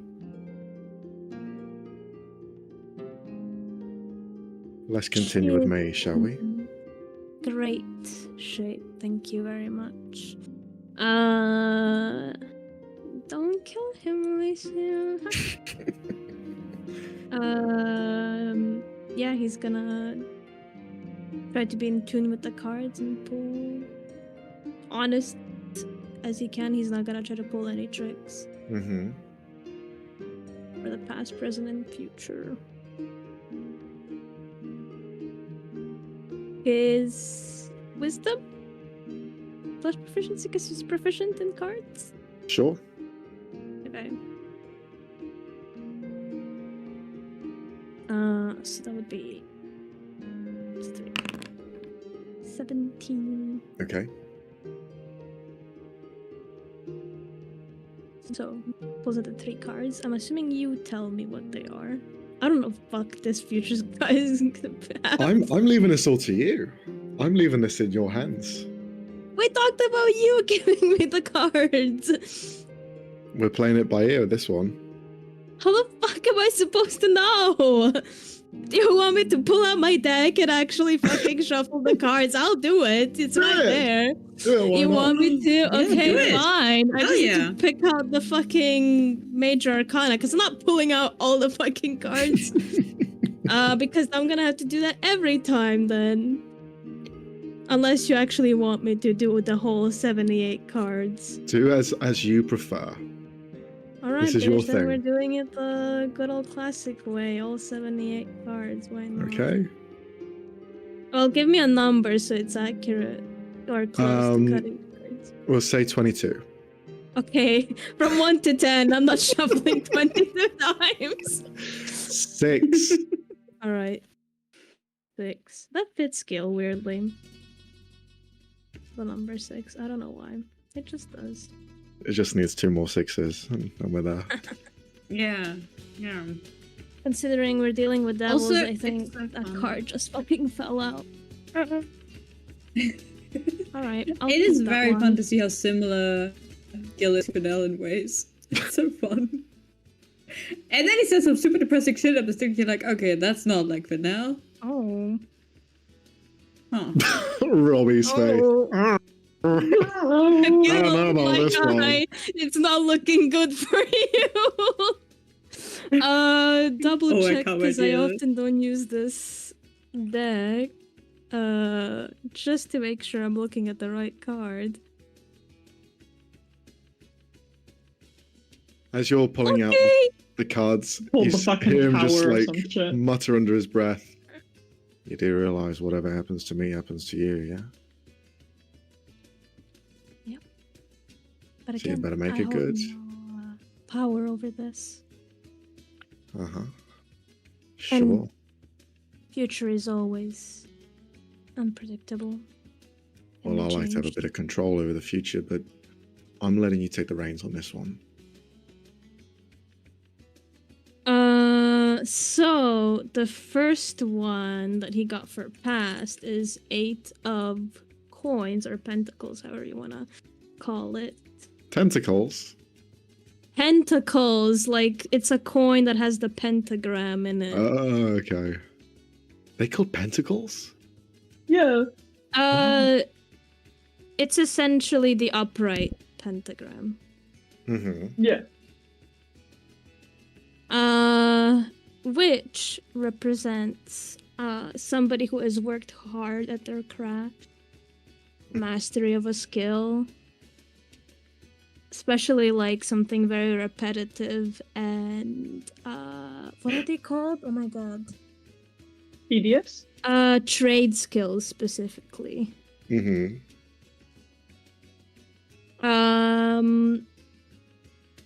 Yes, like mastery work, preparation crafts, especially. If it was Olren, it would like very be specifically metal work, but it's not. So it is coins also, so that is also like, you know, the money side of things in Tarot. Well, career, but abundance, whatever. He acknowledges all of this. Uh-huh. Can I see Alright. his reaction to that? Sure, roll an If insight it check. resonates. 26. Yeah, spot on. That's fucking creepy, but okay. The next one is really interesting because the next two are actually swords, and they represent the mental state. Let's say the mind, the intellect, and so on. This is so fucking funny. And Frey, if you're watching this, I hope that you and Gil are exes because 3 of Projecting, swords. projecting. 3 of swords usually means some kind of heartbreak or emotional troubles, separation from somebody or something that's tugging at you. And it could also mean divorce, so that's what I'm laughing. Gil will roll his eyes at that one. Oh. Haven't we all just had our hearts broken at some point? But also, Sunday knowledge here. We know that the governor's is spying on him, and he probably doesn't know. So, and they have also been implied to be a thing. You know. Could also mean self-doubt and detachment from things, being detached. The last one, where Alicia's gonna take a small step back, is the 5 of Swords, which essentially means defeat and failure and the loss of some kind.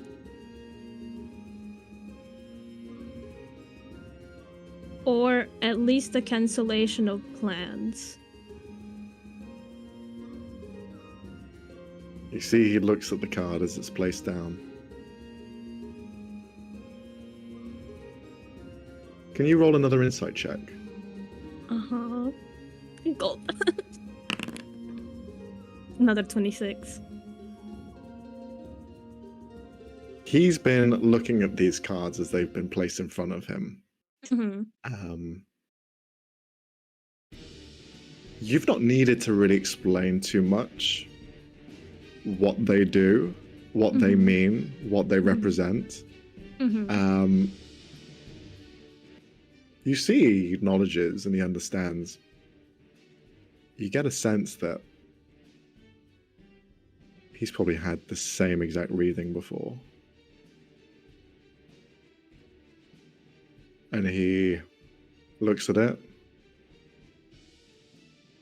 and lets in a big breath. Well, let's hope that this defeat isn't involving you, because that's not going to end well, is it? Well, I consider the future cards usually something far in the future, not near. Oh, of course, yeah. And also, it doesn't just mean defeat, it can also mean violence coming your way, especially from someone who you considered friends. Well, that's where you just are wrong. I ain't got any friends. And all there is violence. Someone you once considered a friend, and it could be someone, well, considering the second card, they're all connected, they're not separate from each other. Somebody you worked with, somebody who you had a close connection to, but you're not anymore. If you've broken someone's heart, I don't know. Very interesting reading. Sorry. Thanks for enlightening me with this knowledge. You know, I believe in fate. I believe that everything happens for a reason. And I feel like this moment had to happen. You and I shaking hands. Me being on here. Not for this. No. Not for this tarot reading. But I think there's something greater here that can be reached into. It's not wrong that I chose this path for myself, but I could see a glimmer of something in each one of you that I see in myself.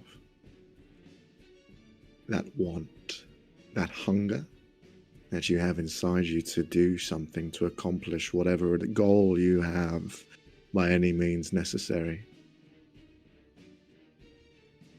And that's what this is all about, right?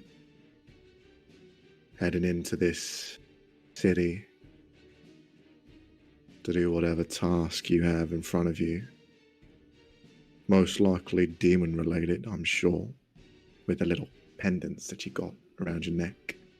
I'm sorry, did I get one? Because like Alicia wasn't. Alicia She doesn't. kind of like looks down. No, Alicia fine. doesn't have one. Everyone else does though. They're all wearing them. They've all got them on them. You've seen Gee, them on thanks, them. Aiden. I don't got the anti-demon necklace. No. Right. Just very interesting is all. Hmm. Now, I have a bit of a suggestion, which I'd like to throw to all of you when we finally get to our final destination, because I feel like transparency is the best way forward, especially with your current predicament and, well, my affinity with making friends, even though they don't tend to last too long. But I think we can help each other out.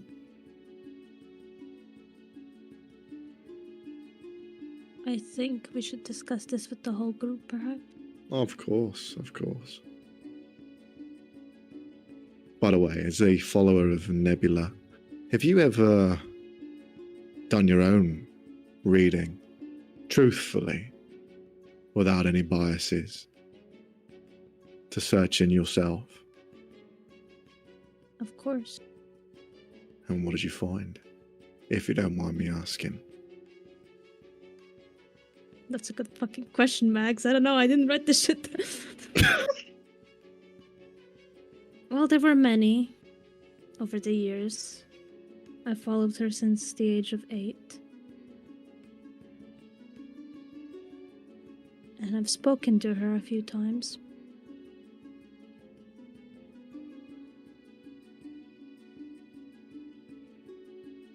She is my mentor as well as my patron. Hmm. And we both believe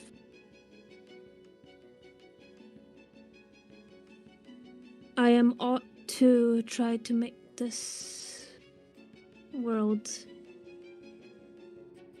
at least a little bit better. Be the guiding light to some.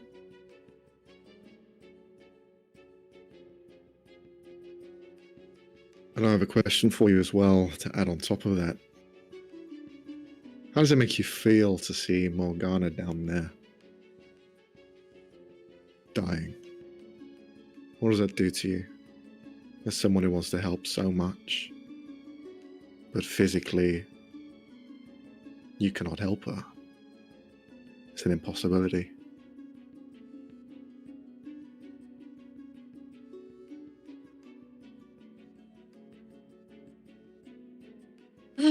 Around 10 years ago or so, what I had, curing it or making it better or surviving it seemed like an impossibility. Yet I stand here today in front of you. We push the lines of impossibility every day.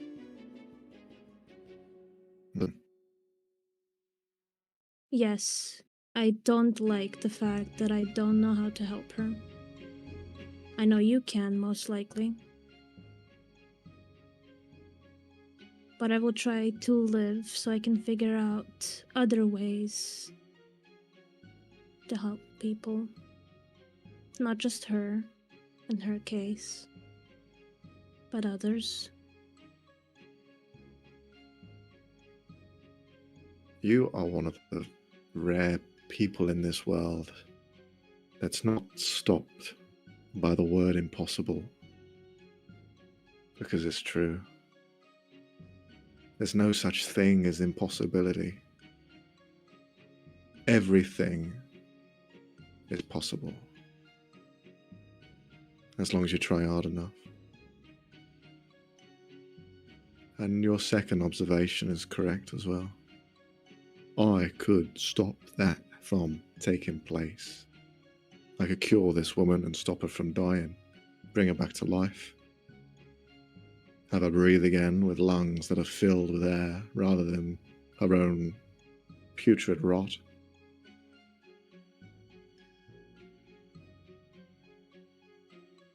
So what's stopping you?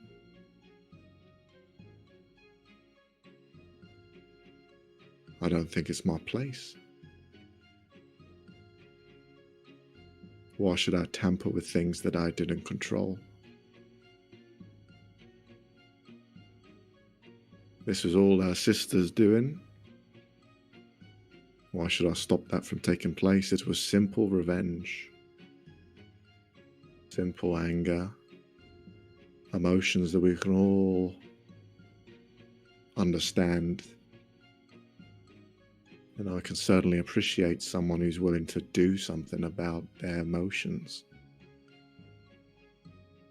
So why should I stop that from taking place? Why should I change what's happened? Because I can?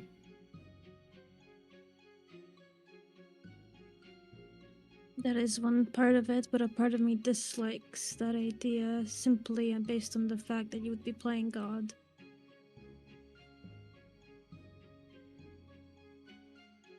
Me fixing a situation now would be abusing that position that I have. No? The fact that I You could did give her help life. make the weapons she used, did you not? That was an exchange. I got information that I needed, and she got what she needed. Well then, how about another exchange then? Let's hear it. Well, what do you need?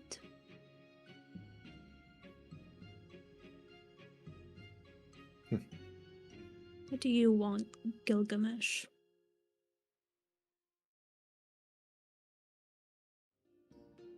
Well, we can discuss this with your friends. You're right. Would be rude to not tune them into the conversation. Of course, and I'm very interested in seeing what your responses to this will be. Because I don't know where your allegiances lie. But I'm a very open man. I'll say what there is. There's no hint of dubiousness in my body, in my bones. You ask me a question, I'll answer truthfully. No reason to lie about it. I know who I am.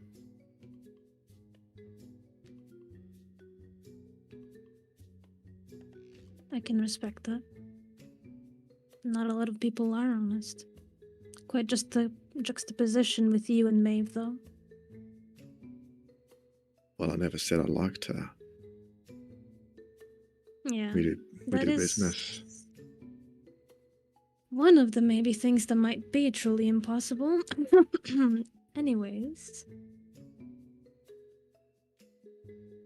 She's quite the character. Yeah. She is, yeah. But her parents, her uncle, no, he's a nasty piece of work. You should see what he's done. Villages and towns. Not just people defending them, but the families in the homes. Quite despicable. But she's just in a long line of bad blood.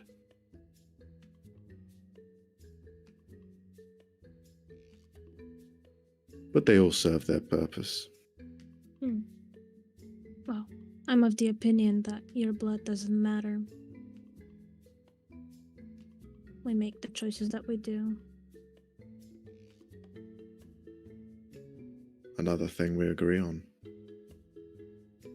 But unfortunately, blood gives you status. Blood gives you a podium to stand on. You have the same sort of responsibilities, Alicio. Your family's quite connected. You've been given a privileged upbringing, although faced with such atrocities. You've had to take the good with the bad. I know. I know I'm privileged to be alive.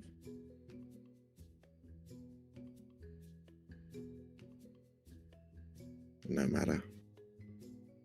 Thanks for the reading. We can discuss things later, once we get into city. He nods. Does he seem distraught to me, just based on the previous rolls? Or does he seem like pretty much like I've accepted that this is... You can roll another insight check. I'll give you advantage because of all of what's been happening. Yeah. Natural fucking 20. Give it to me. What's he feeling? You see, doesn't seem distraught, rather more focused. Knowing that the tarot reading that he's had, a very similar reading that he's probably already had with people from where he's from, repeated in his head, shown to him that this will be your fate.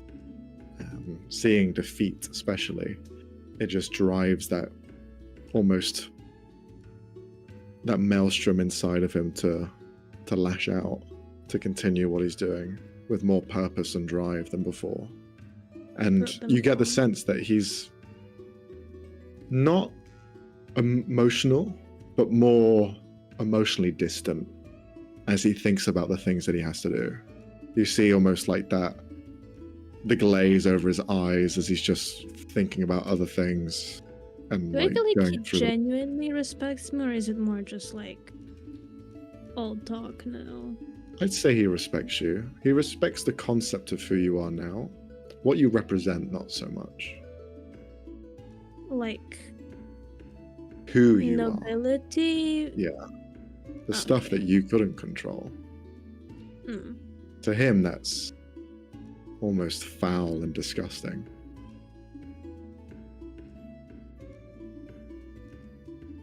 But yeah. Before he leaves, then he's gonna turn around for a second, just as a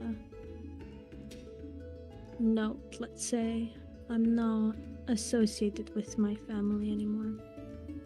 Prefer them not get involved in my business.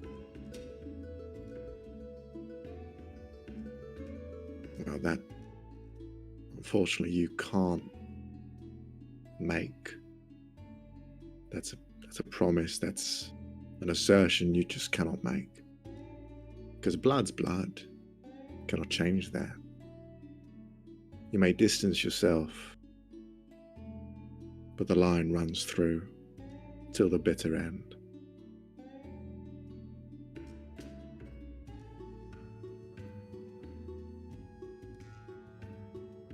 If that's what you believe, then sure. It's the truth. But I believe we are made up of our actions, not of our blood. And he's gonna leave. Mm-hmm. Out of character question. What do you mean you leave? You're on a card. Where are you leaving to? Are you jumping? Go... Just turn. Well, I'm assuming the card is like closed off to where we're sitting. I need to like leave out the back and then do a circle and go up the front to ride. Where are Helen and Diplo? Jump off, run off to the car that's still going. Yeah, where are we during this whole... So you have like a little, like almost window that you can open and lean in and see at the back in the cargo area into the cart. So you can kind of like leave it open and listen and hear and kind of speak to people. It's mainly as you used to kind of make sure that the cargo's in check and it's not falling out whilst you're driving. But you and Diplo are at the front of the reins. He's just been kind of like talking about some random bullshit about where he's been.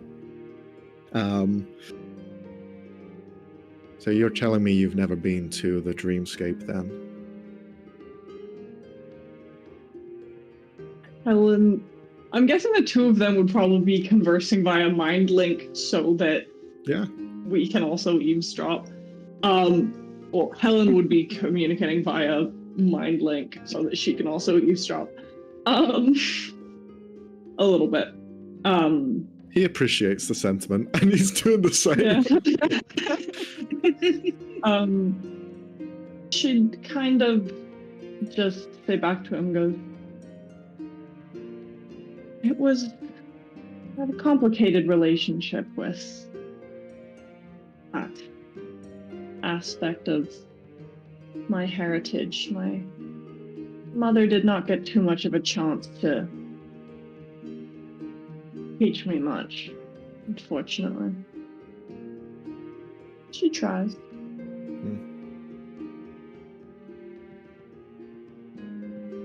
If you don't mind me asking, where's your mother from? Helen would know that. Helen Looks would in know the place notes. she's from in the material plane. Helen would know the place in the material plane she is from. I, in this moment, do not remember. It's been a while since I had to reference It's been this. a long time, Fuck me, where is this? I'm deep scrolling right now. Sorry, give me a second. You're good. You're good.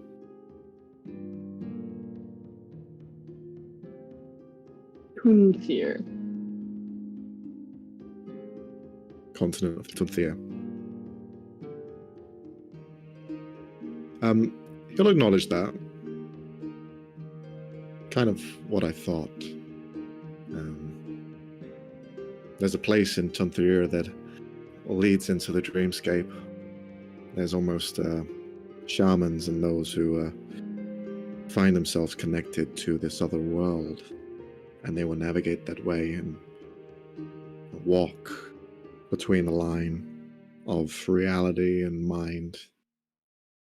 And these people, they were proficient in it. They were the very best.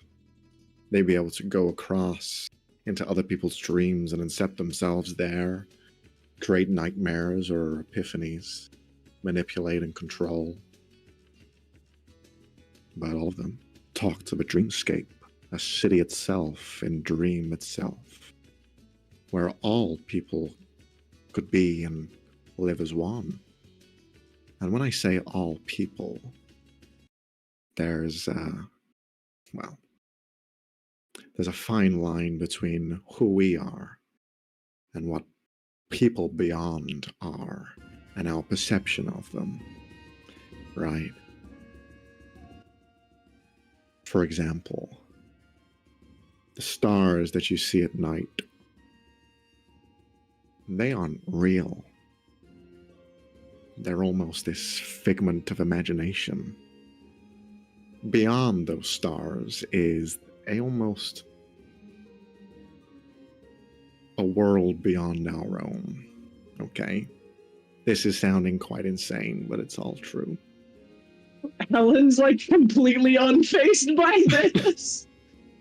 But he can't see, because he can't see that. Oh, yeah. This is all happening mentally, isn't it? So he'll just continue. Well, the people that live in this world beyond, we can't see them. There's a barrier that stops them from reaching us. But there is a almost deviation.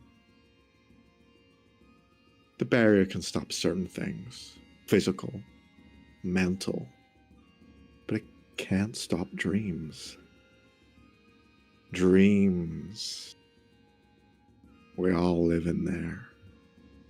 We all see each other, and you know those nightmares at night that you dream about, and you cannot explain what they are? That's them trying to talk to us.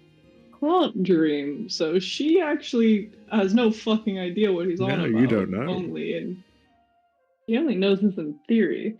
Mm-hmm. So the monsters you see at night, the things that go bump in the night, these are those people, the ones we can never meet and see. But some have found their way to crawl themselves into our world and yada, yada, yada.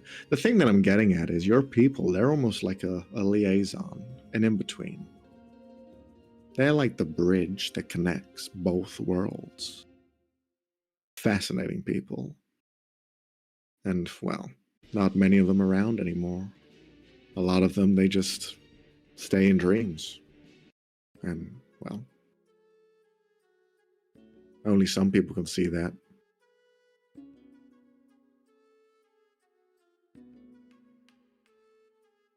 But yeah, interesting amalgamation that you have going on. Fae and dreams. Very interesting. I wonder what you see.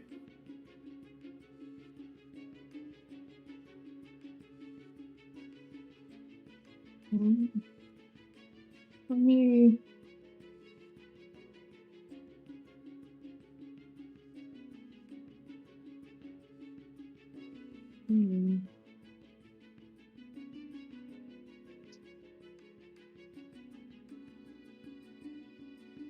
Helen would just kind of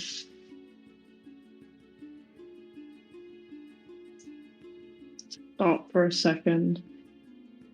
Because suppose it is quite different to what most people must see. To be fair, people are different everywhere you go. Different people see different things. Different things are true all at once. True words have never been spoken. Life is just a melting pot. We're all just trying to find our way through it and not get burnt. But life always throws a spanner in the works, and, well, it's always someone who gets hurt.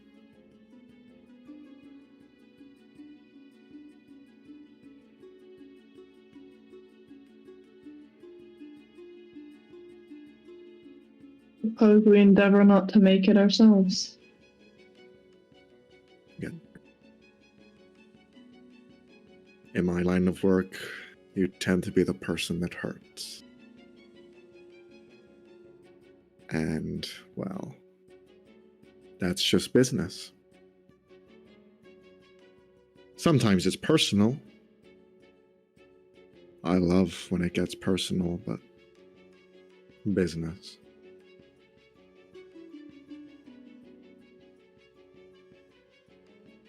It's your business. What are you looking to get?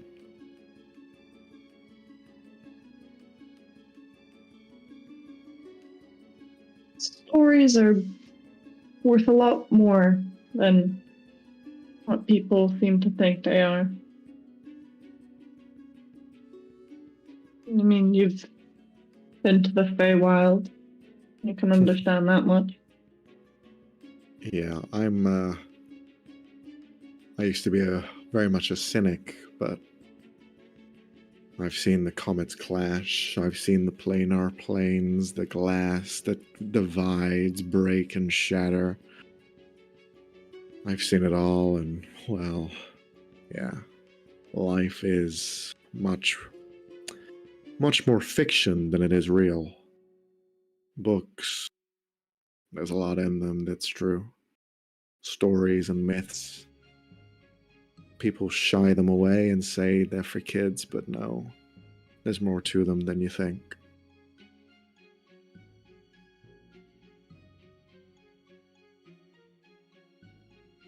Do you collect these stories?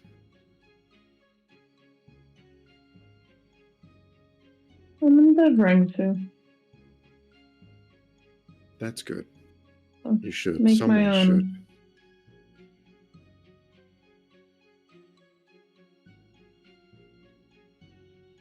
Already seen more than you might think.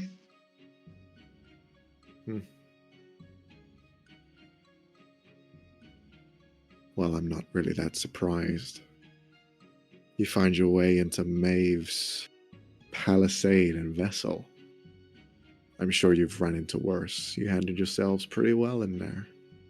I've seen people shit and piss themselves in front of her.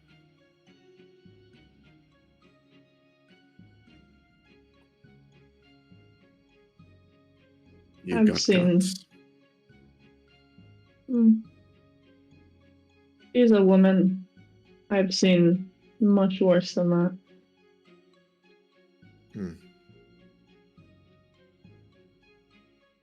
I agree. Special as she may be. Well, just be sure to keep your distance from her. She's one of these Void members. Never a good sign.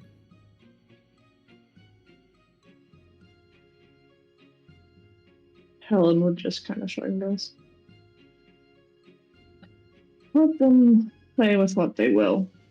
Never lost. There's always someone trying to awaken something. They always fail, though. Do you know why?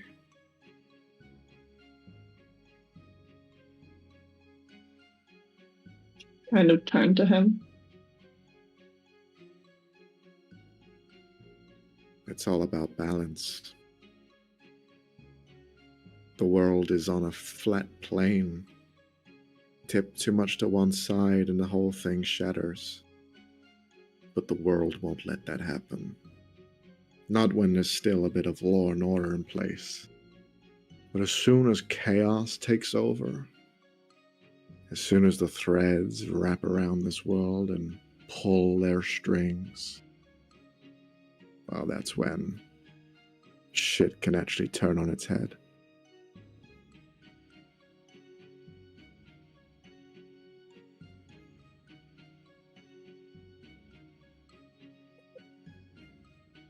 But chaos isn't a bad thing.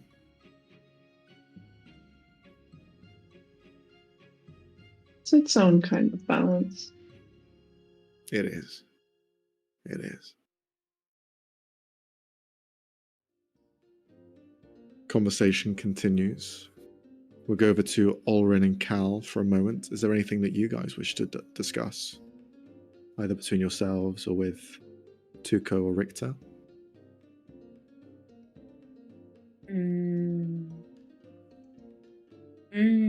Good question.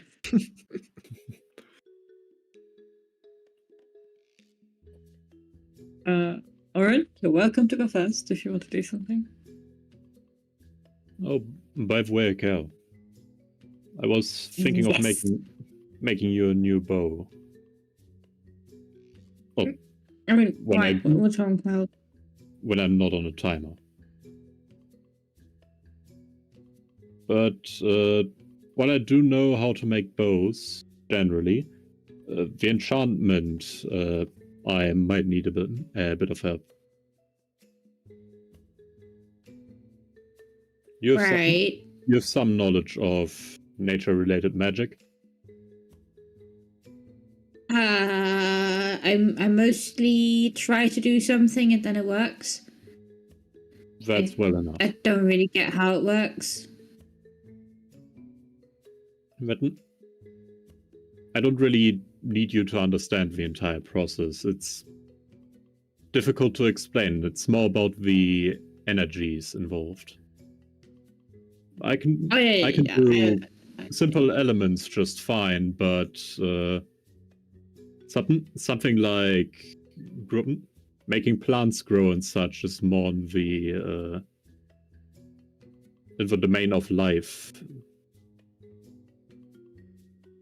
which I should know more about, but do not yet.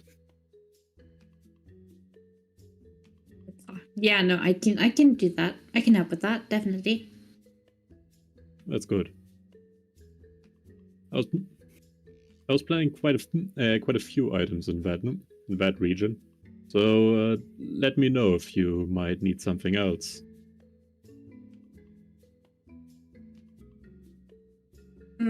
Well, are you also making something cool for yourself, or are you only doing stuff for others? Because you should also do something cool for yourself. Well, I was going to make some things to make my job easier. But perhaps to work a bit faster, rest a bit less.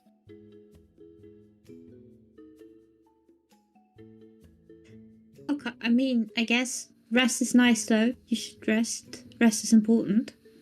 Oh, I quite agree. Just I wanted to see if I could mimic an enchantment I've seen back at the Moradin Temple.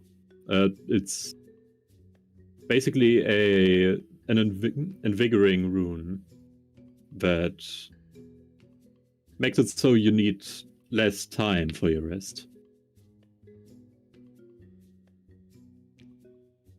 Same benefits though. Hmm. I mean, yeah, that does sound very neat.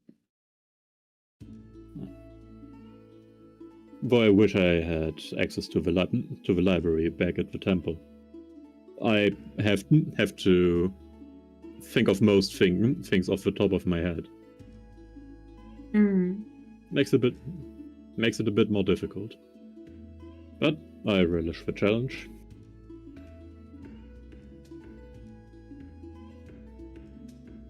Also, I need a new hammer. Maybe. Ooh, we can definitely buy you a new hammer.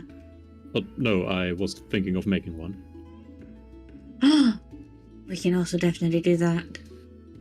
Yeah, for the balance.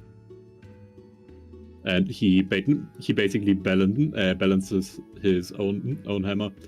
This one I made years ago, it's way off. Yeah, absolutely. I see that. Yeah, you can just see it tip ever so slightly in one direction. Yeah, way off balance. Horrible. I mean, obviously good craftsmanship, but super off balance.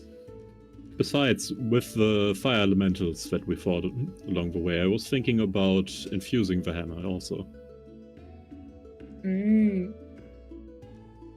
With like frost or? No, with fire. Oh, so not to combat the fire stuff, but to use it. Cool. Yeah. Yeah. I was thinking whether I could combine different flame enchantments to imbue them during the crafting process without making extra rune patterns and such. Basically, making the items better just by using better tools. Okay, cool. Yeah, that does sound very cool.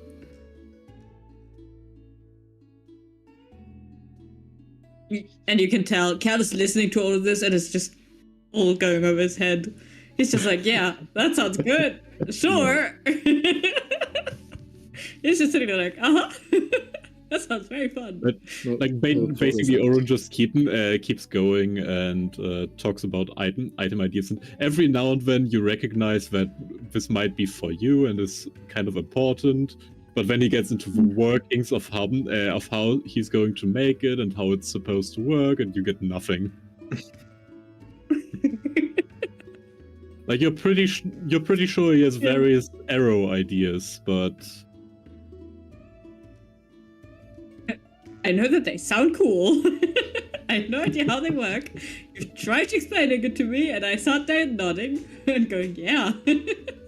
As a question for the group, you guys, Alicia, you opened the bag of holding and got all of the items out of there. And been dishing I them would out have to given everyone. them, told them what they do. Also, Yes. question. While we're traveling, can I do Mhm. my cartomancer thingy Sure. and Yeah. imbue one of my cards with a spell? Of course you can. Okay. As well, in the loot that you got from the Goliath, there were 2 sending stones that you had in there. Who has okay. those? I did not put those in. I know I had one.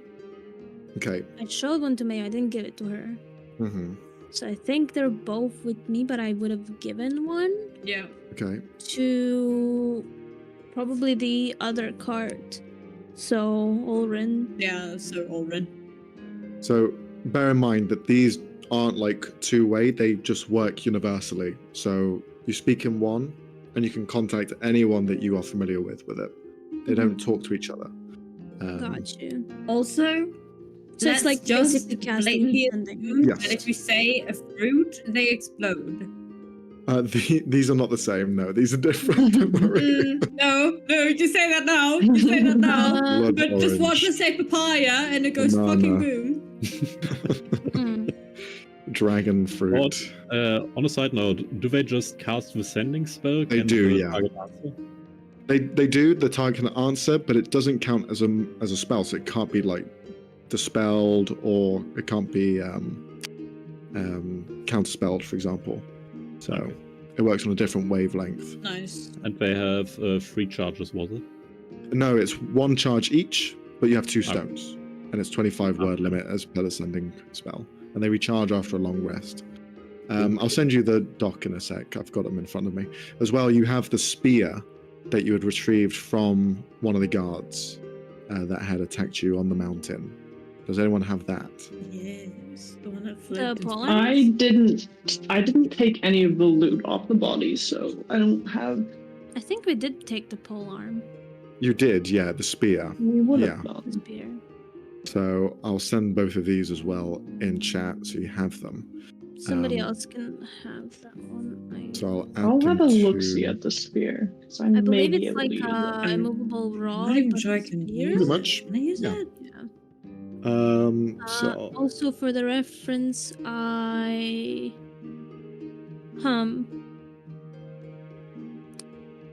I How- can. well- Can. okay, if I cast it from the card, but the spell's radius is around me, does it stay on me or would it stay on the card? what spell is it? Aura of Light. Aura of Life stays on you, I believe. If it says yourself and targets within a radius, it'll be centered on you. Mm-hmm, mm-hmm. Unless it says choose a space.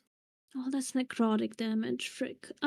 You know what? I'll just do protection from evil and good then in the card. Okay, I'll do it in the strength card. sure, sure.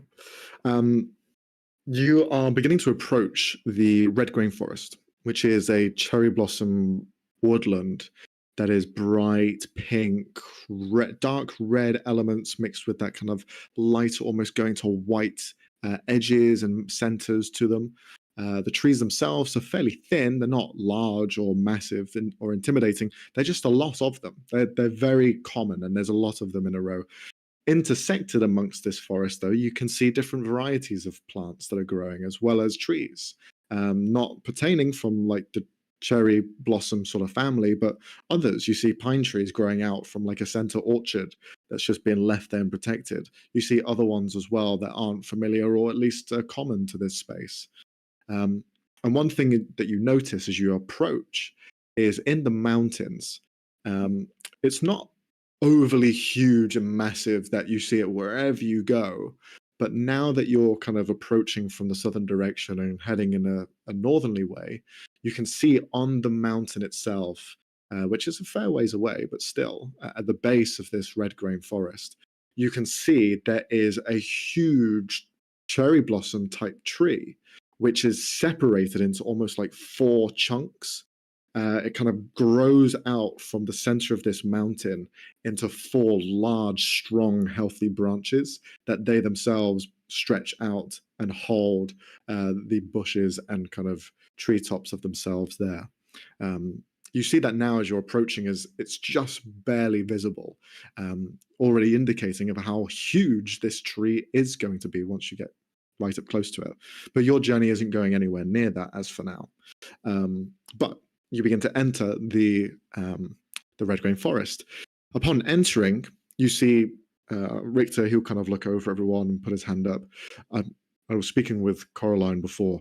We're going to be meeting on the outskirts of the town, not too far away from everything. They began setting up camp, and I believe a few of them have already entered the city to check how things are.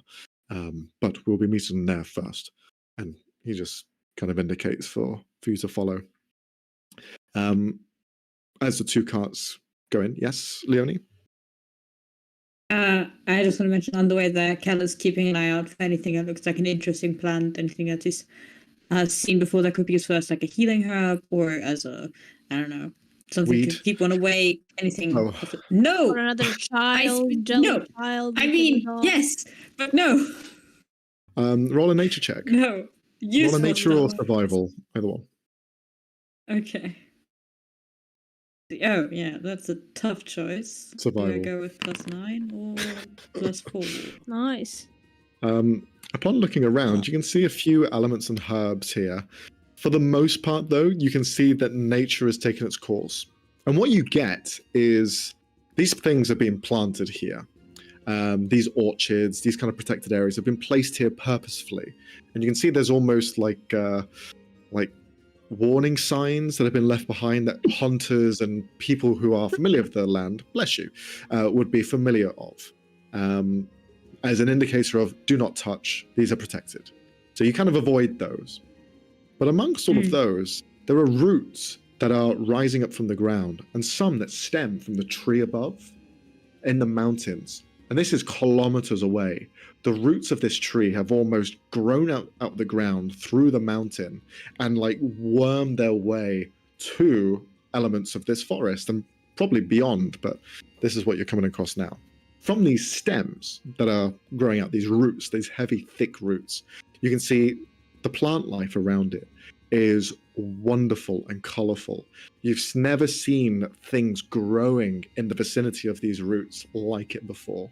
It's almost like grabbing tropical fruits and vegetables and plant life from areas unknown to you, even Arctic places or summery or desert landscapes.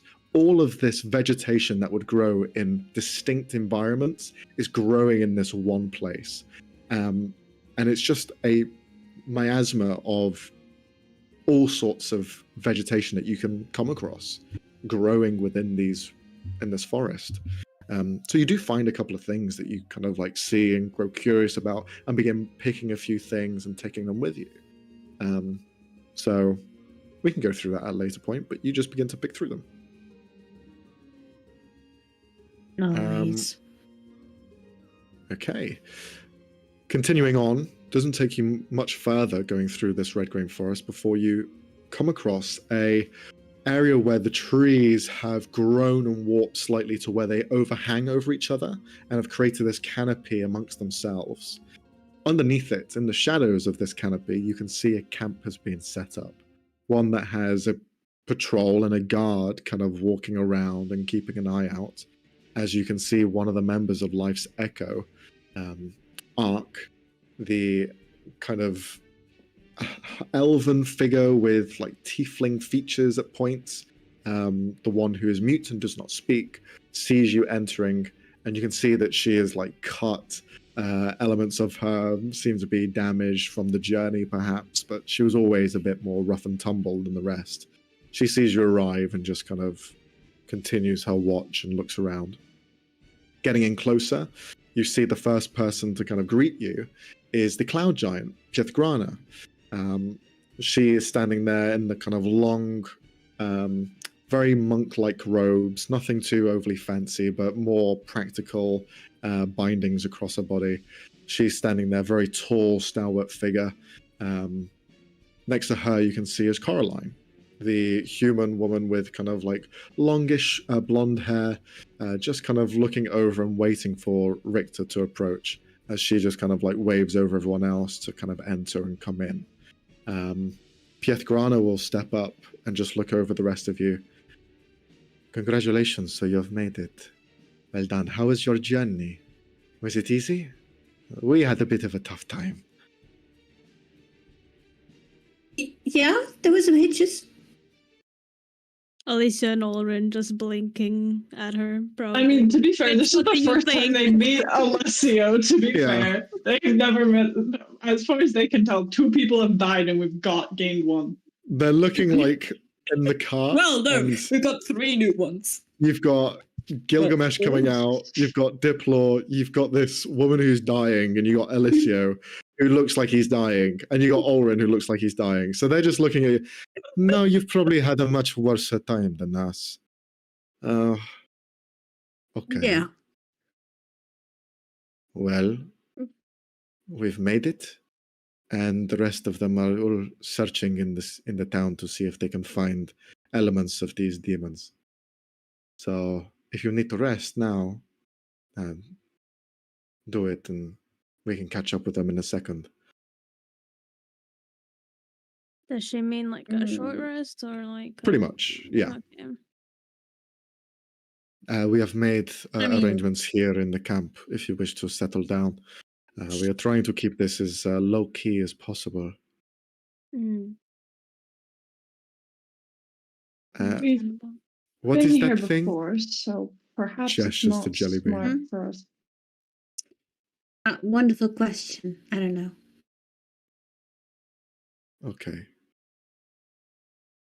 Go ahead, Brooke. Continue.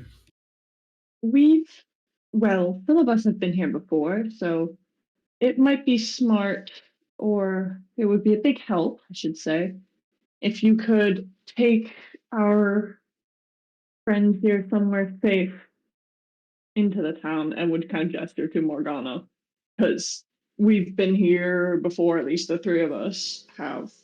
Mm-hmm.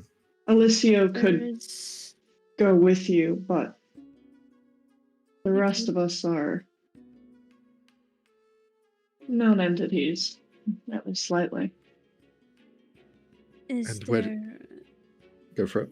a temple of some kind or any healer station we could take her? We are just trying to find the bare minimum of what this town can offer. It is quite a makeshift settlement. Not many things have been established just yet. It is, well, there are tinker tonics, but no, nothing in this grand scheme of temples to go to. Perhaps we can go to the central fractured citadel, if you think that would be helpful. They're Warforged, that is their base of operations. They are quite helpful in most matters.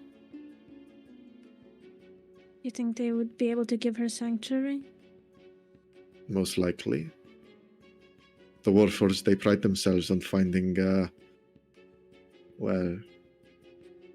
aid in the unknown. She looks up and down at Morgana, and what I can see here, this is very beyond us. Perhaps they can find something. Once a guild.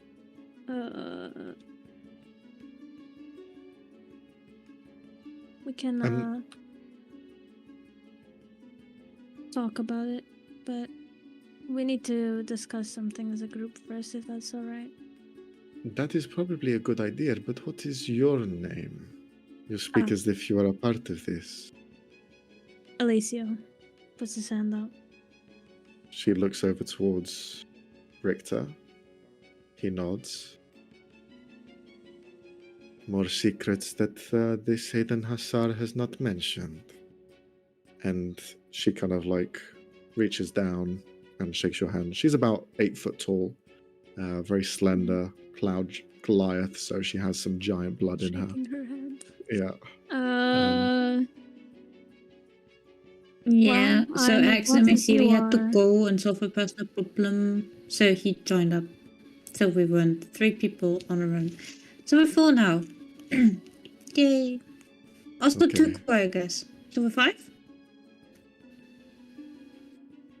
A lot has changed then in your group's dynamic. Most of us have stayed the same. Some injuries, some taken from inside of the Howling Mountains. But we cannot Did you complain. get to fight any Yetis? Yes. We fought 2 Yetis. No. It was... Come on! Well, I am looking forward to meeting this Aiden Hassar. So am I. We've only met a little fraction of him so far. We will learn more once this mission has been accomplished. And I am Pietrana, Whisperthrum. I am, well, a leader of this little group that we have going on. We call ourselves Life's Echo. Nice to meet you. And you? Very good name. Oh yeah. By the way, Alicia, our name, our group, we also named ourselves because they named themselves, and then we were like, oh, we should also name ourselves. And Helen, like, spread our name. Doesn't matter. We're technically called the Seekers of Chaos, so just so you know. No, wait, So you're guys, telling are me we Seekers I of Chaos or couldn't run Seekers of into the Dreams? group That's called the Life Wait, Echoes, just a but I second. ended No, up No. The Seekers of Chaos. Seekers with dreams. Seekers with dreams, not chaos. Just I No, twitch, just like wait. what am I? King DuckTales was like, I could have been named Turbo. That's what I'm doing right now. It's Seekers of dreams, not shadows. That was close enough. Seekers of Dreams, right? Yes. To be Okay. fair, we Yeah. haven't had to introduce ourselves as a group much, / we just not No. come to. Yeah. To be fair, it kind of sounds weird to go around. Yeah, they call us the Seekers of Dreams. Like that just sounds like a Who stoner calls us gang. that? Nobody fucking calls us that. Well, no, they hadn't spread it at the Comic Con. Oh yeah, to Collapsicon. be fair. Collapsicon. So yeah. people do know. Okay. No, that's us. What do they call that's like us that? that's like our embarrassing middle school face. But can Alicia pull all three of them aside Sure, for a yeah. moment? All right. I'm very bad at people, so Helen, you might want to check in with Gil if I have pissed him off or if he's still neutral towards us. But I did do a not for him, and it was not the greatest foresight for him. Not great. So I can't tell I'm if sure that- it was fine. And But Helen also just gives like a he- comforting clap on his back.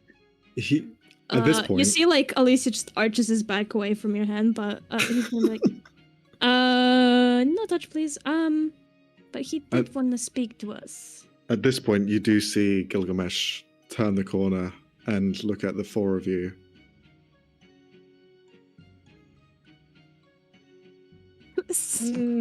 Why is he staring at us? Why is he staring at us? Helen would walk over. And start Walk walking over. over at the first beckon. Yeah, Why is he like we all beckoning us go, like he's a man about to sell kids some quote unquote candy? What the fuck? Hey Not kid, far off from the truth. want some goods? I might. You want some candy?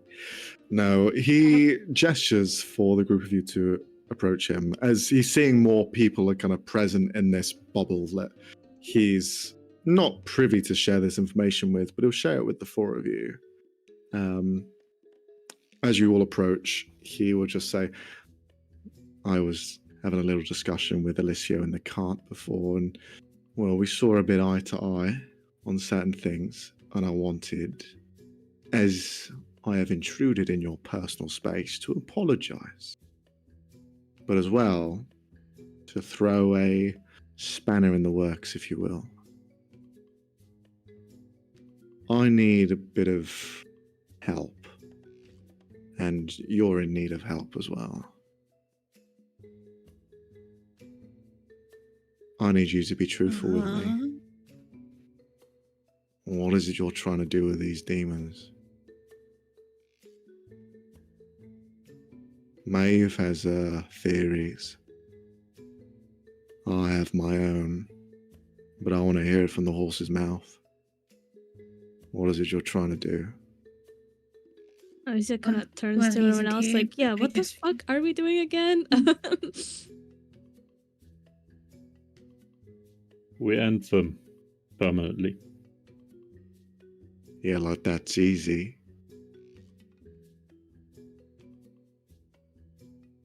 I doubt it's easy, but it's what we are trying to accomplish.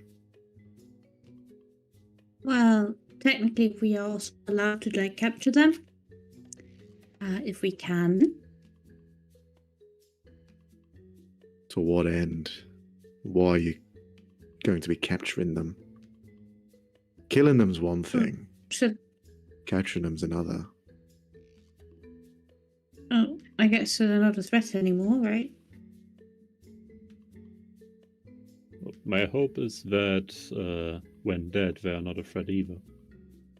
And I'm not about to be handing out confined demons.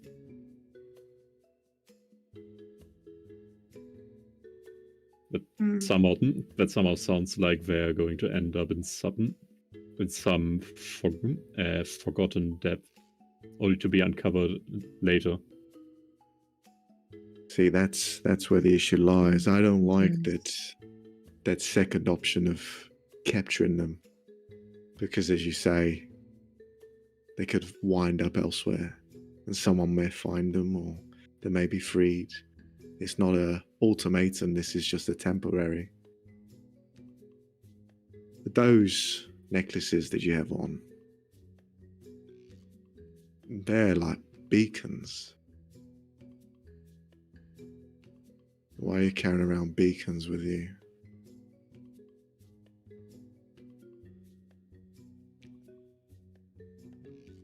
Probably Cal they starts to actually give the explanation. If anyone wants to stop him. Alicia doesn't know what the fuck the reason is, so he's not gonna stop you. He's curious too. Why the fuck did everyone get one and not him? Helen would kind of stop Al and kind of interject and goes, "They were given to us as a gift to help us on a mission."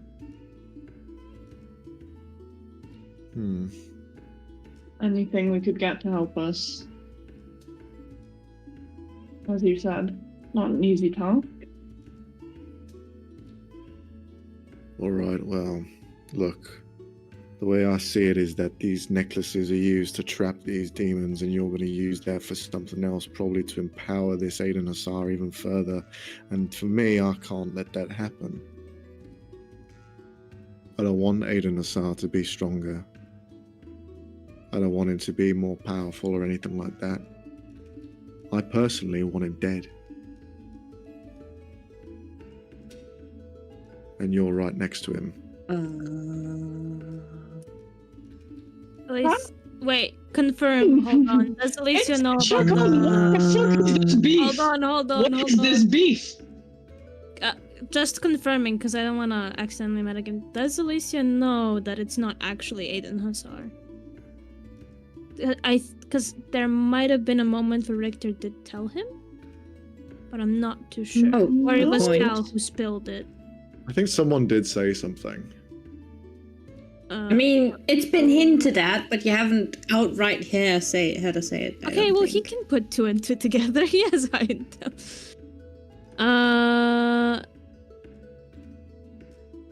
And also considering this guy's a rogue, okay.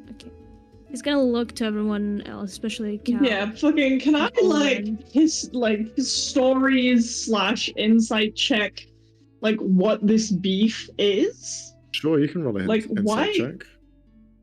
What? He doesn't actually have beef with the person who's hiring us. He has a beef with the... Well, maybe. With a 16? We don't know which one he has beef with.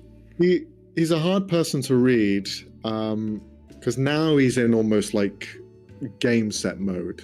His chips has switched, and now he's kind of like thinking about this in a more logical manner, and you can't really get any emotion from him. So you're not sure why he's saying these things. If we're Helen would just... Oh, go ahead. Helen would just look at him and goes, "We're working, I guess, with him, not for him.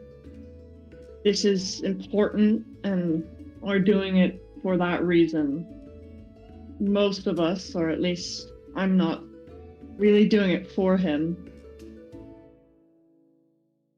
I could care less about him personally. This is more important than that." I didn't even meet the guy. Yeah, I guess that we're not gonna kill him. So if that's the deal, we're not taking that, right? Well, Guys? I have a question. How long ago was this? Well, between you two? Between myself. I'm assuming something happened since you want him dead. Not at all. I just know what he's capable of, and I can't let that happen. Not any further. Alicia turns to Cal and Wait, Owen with like- do we fucking tell him serious? now? Wait, you know what he's capable of? In a, like... Cal's just sort of stammering and staring at him, trying to figure out if he knows or not. Some people with influence and power, they will abuse it and use it to their own volition. He's in a long line of bad men that I'm looking to get rid of. Right, so you don't like him because of his family and the criminal connections he has, right? Yeah. Alan is just kind of Right. like, Just spit it hey, out. we never said he's the best person. None of us are, well, we all have our own faults. At least on this, he seems to have at least partially the right idea about it. You said so yourself. Wow. Sometimes bad people do good things. Or at least bad people don't do bad things Helen, sometimes. while I do agree, I think mistakes can't really, as at least on that level, can't be erased that easily. However, and at least he looks to Cal for like one last, can I fucking say it or not? I mean, so, right, consider Hazar hasn't acted in years, right? He's disappeared off the picture of the criminal of the world, and he's now resurfaced with something he wouldn't have considered doing before, and hired random people that aren't known for their criminal activities, including clerics. There's really no reason to want him dead anymore. He's not involved with that stuff anymore. Can I tell if my party members are fucking lying? Or Cal's saying the truth. You Yeah, can insight. no roll needed. Cal Insight. is completely honest. And Helen's just saying she don't really give a fuck. Did Robbie get Which is lost in also the true. sauce? I'm sorry. Don't we know that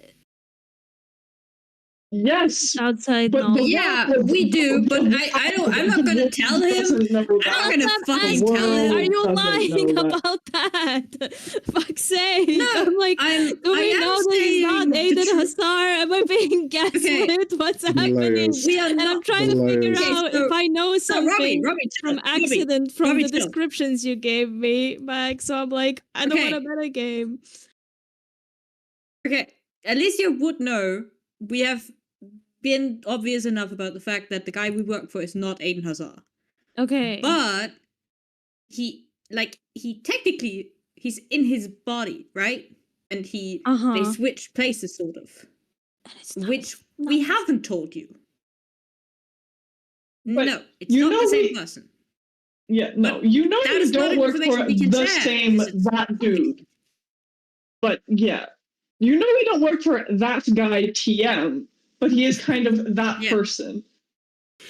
The I'm gonna layers. kill all like, of you even if in it's real not- life. I swear to Cal- God. Cal is being completely honest. He's trying to imply that, Hazar has moved away from his criminal ways, is not involved in that anymore, doesn't want to use those connections. Yeah, but that's not isn't helping interested our in any of that. case. Which is actually He's not this gonna is fucking believe true. us. You see, Well, Um, you are not letting him. Gilgamesh, hearing this, he's just kind of shake his head. Look, I'll be honest, I don't really give a shit about what he's done, what he is, what he's turned into. What he's done is it's solidified who he is. No matter what he changes in the future, the man is who he is. His DNA is the same. So what I'm gonna do is I'm gonna be the one to kill him. But you talk about him doing good. So I'm going to let you do his little pawn work. And I'll let you yourselves see how much of a fucking rotten man he is from his own core. You're going to see the mistakes that he's going to make. And you're going to have to live with that. All right? Then, once you've seen all of that, you tell me where he is and I'll handle him. I'll get rid of him altogether. Simple as. Wait and let him destroy more things. If you think it's for the better good, then go for it. I don't know where he is, so I can only use you as my my canaries. So it's in your Yeah, good. hands. Fuck this. We tried. Yeah, we also don't know where Aiden Hassar is because we've never met the man. And as far as we know, he might be fucking dead already. We work for someone who now lives in his body. Some creature very, very old, very, very powerful. Quite refined to the house. Demon bullshit stuff. We don't know who Aiden Hassar is. We've never met the man. So if you want to kill that guy, we're not going to be of any help. Okay. Now I'm just fucking confused. Are you working for Aiden Hassar or not? Yes and I mean, no. officially, Oh, Up to the If- name. if you want to look at the paper and be like, so this guy's body, right, is Aiden Hassar, but the soul inside of that body is And the not. mind body. So no, technically we don't. I feel like I just want to do it out of principle anyway. Fuck, this is just confusing the fuck out I of me. So mean, you could try. I don't think you could. You could maybe with your whole disintegratey, All right, all right. whatever. To be you fair, do. listen, I if think you're there's telling me a bit that- of a list I now. don't know. You're at least like I feel like third, maybe 13th in the queue. A lot Yeah. of people who want Oh to yeah, get for the various demons reasons. definitely want to kill him first. all right, this sounds like it's too much for me.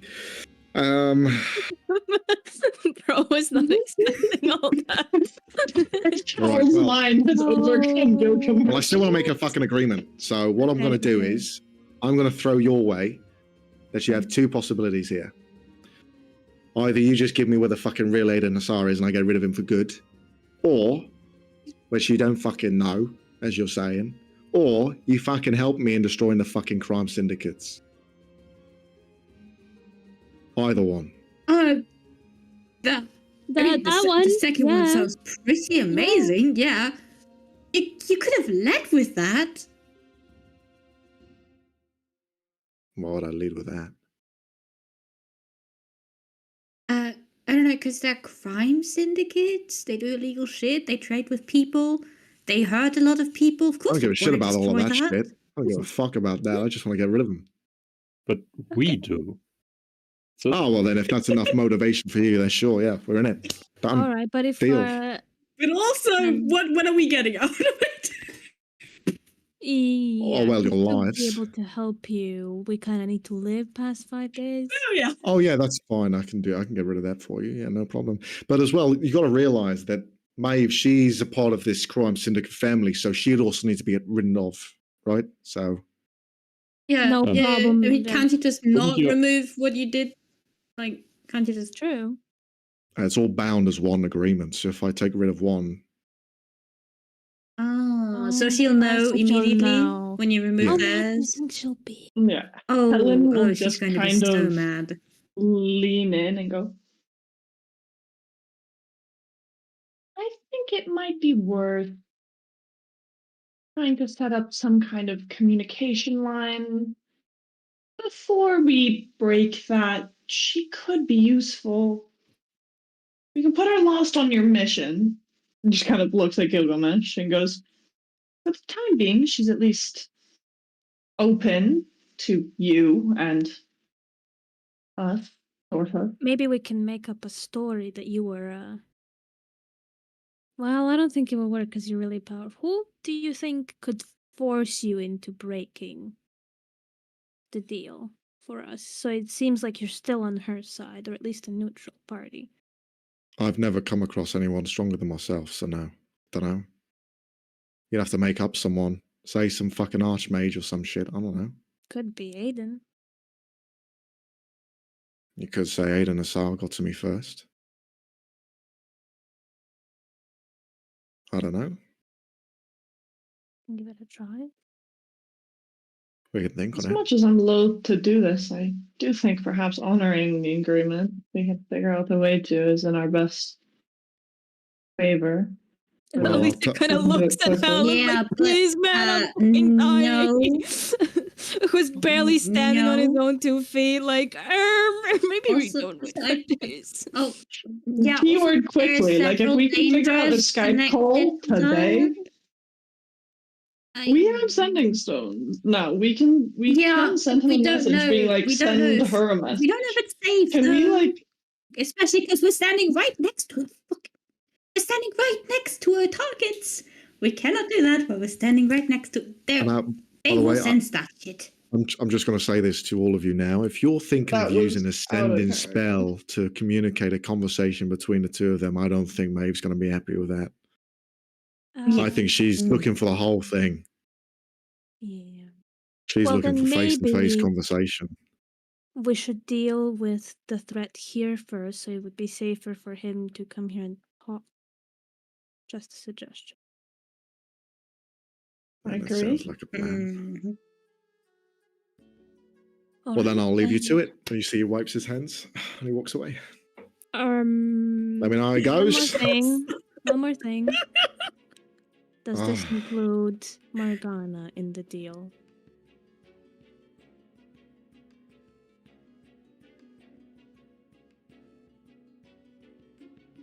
What do you think? Think she should be? Yes.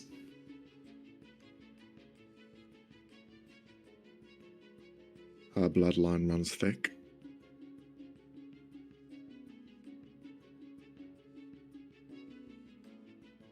Really? You're just going to kill her because she's related to Maeve?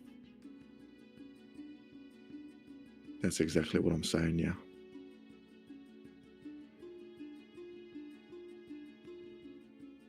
And the fact that Maeve wants her dead does not make you think that perhaps you're doing her a favor. I think what Perhaps this she would poor want woman has gone revenge. through, she's probably going to turn into some monster. I think the dismay that she's experienced is going to alter her mind, and she's going to end up just like the rest of them. Or she will heal and learn to be a new whole person, even with what happened. With It the tarot happens. card reading Yeah, you and gave she has me, people waiting for her that love her. So they can help her get through this. love's not enough, unfortunately. This is common sense. Would you? For me, Alicio gave me a nice tarot reading with a definite end. And I personally want to meet all of my loose ends. Anything can be changed. Just say. That's how he sees it. Oh no, he's saying that too. Just he's Mhm. saying it. Can be changed, just saying. My end is definitive. And I want to make sure that all loose ends come to a nice conclusion before I leave this wretched world. Well, assuming by all looks, you have a lot of time, don't you? More than you. I know. And you have all the time in the world to visit her again if she does go off the rails and get rid of her, don't you? Not if I'm Give her dead or a defeated.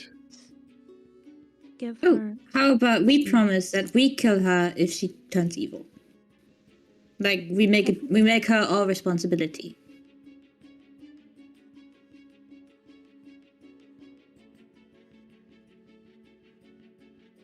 We can work on the finer points. But maybe, sure. I'm not past redemption. But to me, it's almost a 1%. But if you We want to can see work that with 1% 1%. as 100%, then sure. I will allow this as a bargaining for our new relationship together. Because we're in business now.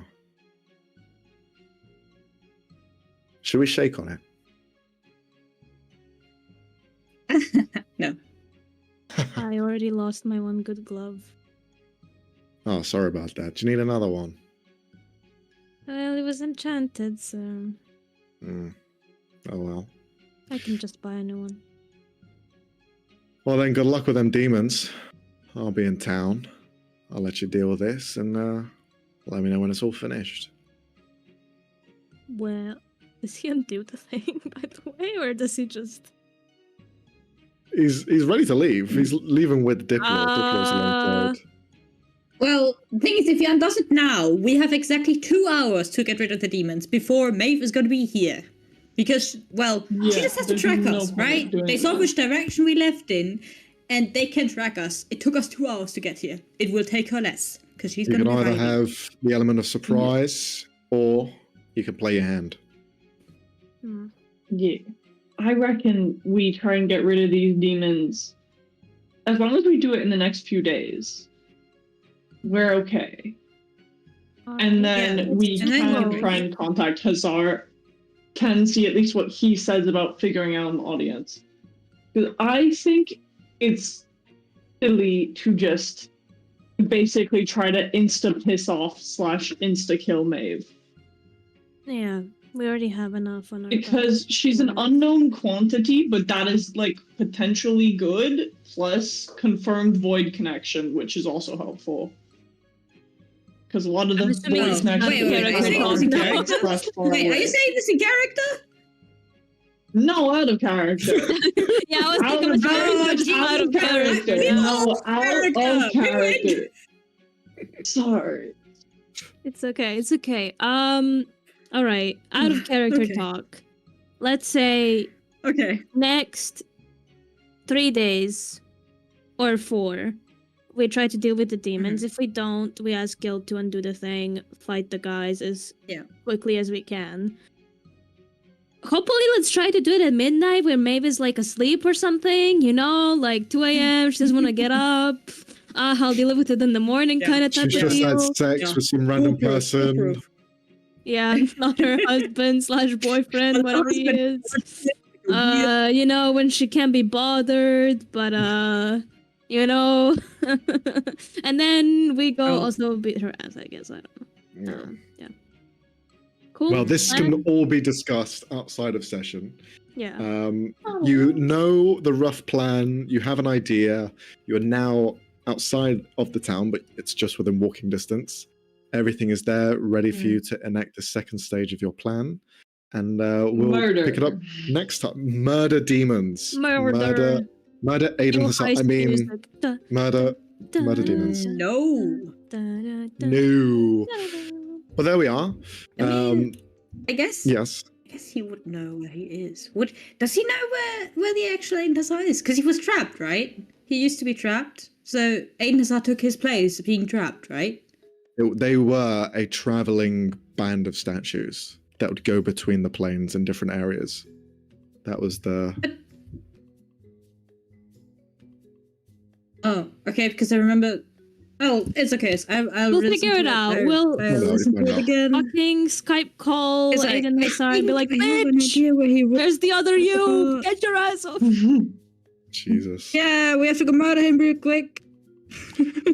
But there we are. About it. We'll see you next time. Thank you for joining. Thank you. See you on Goodbye. Friday. Bye. See ya.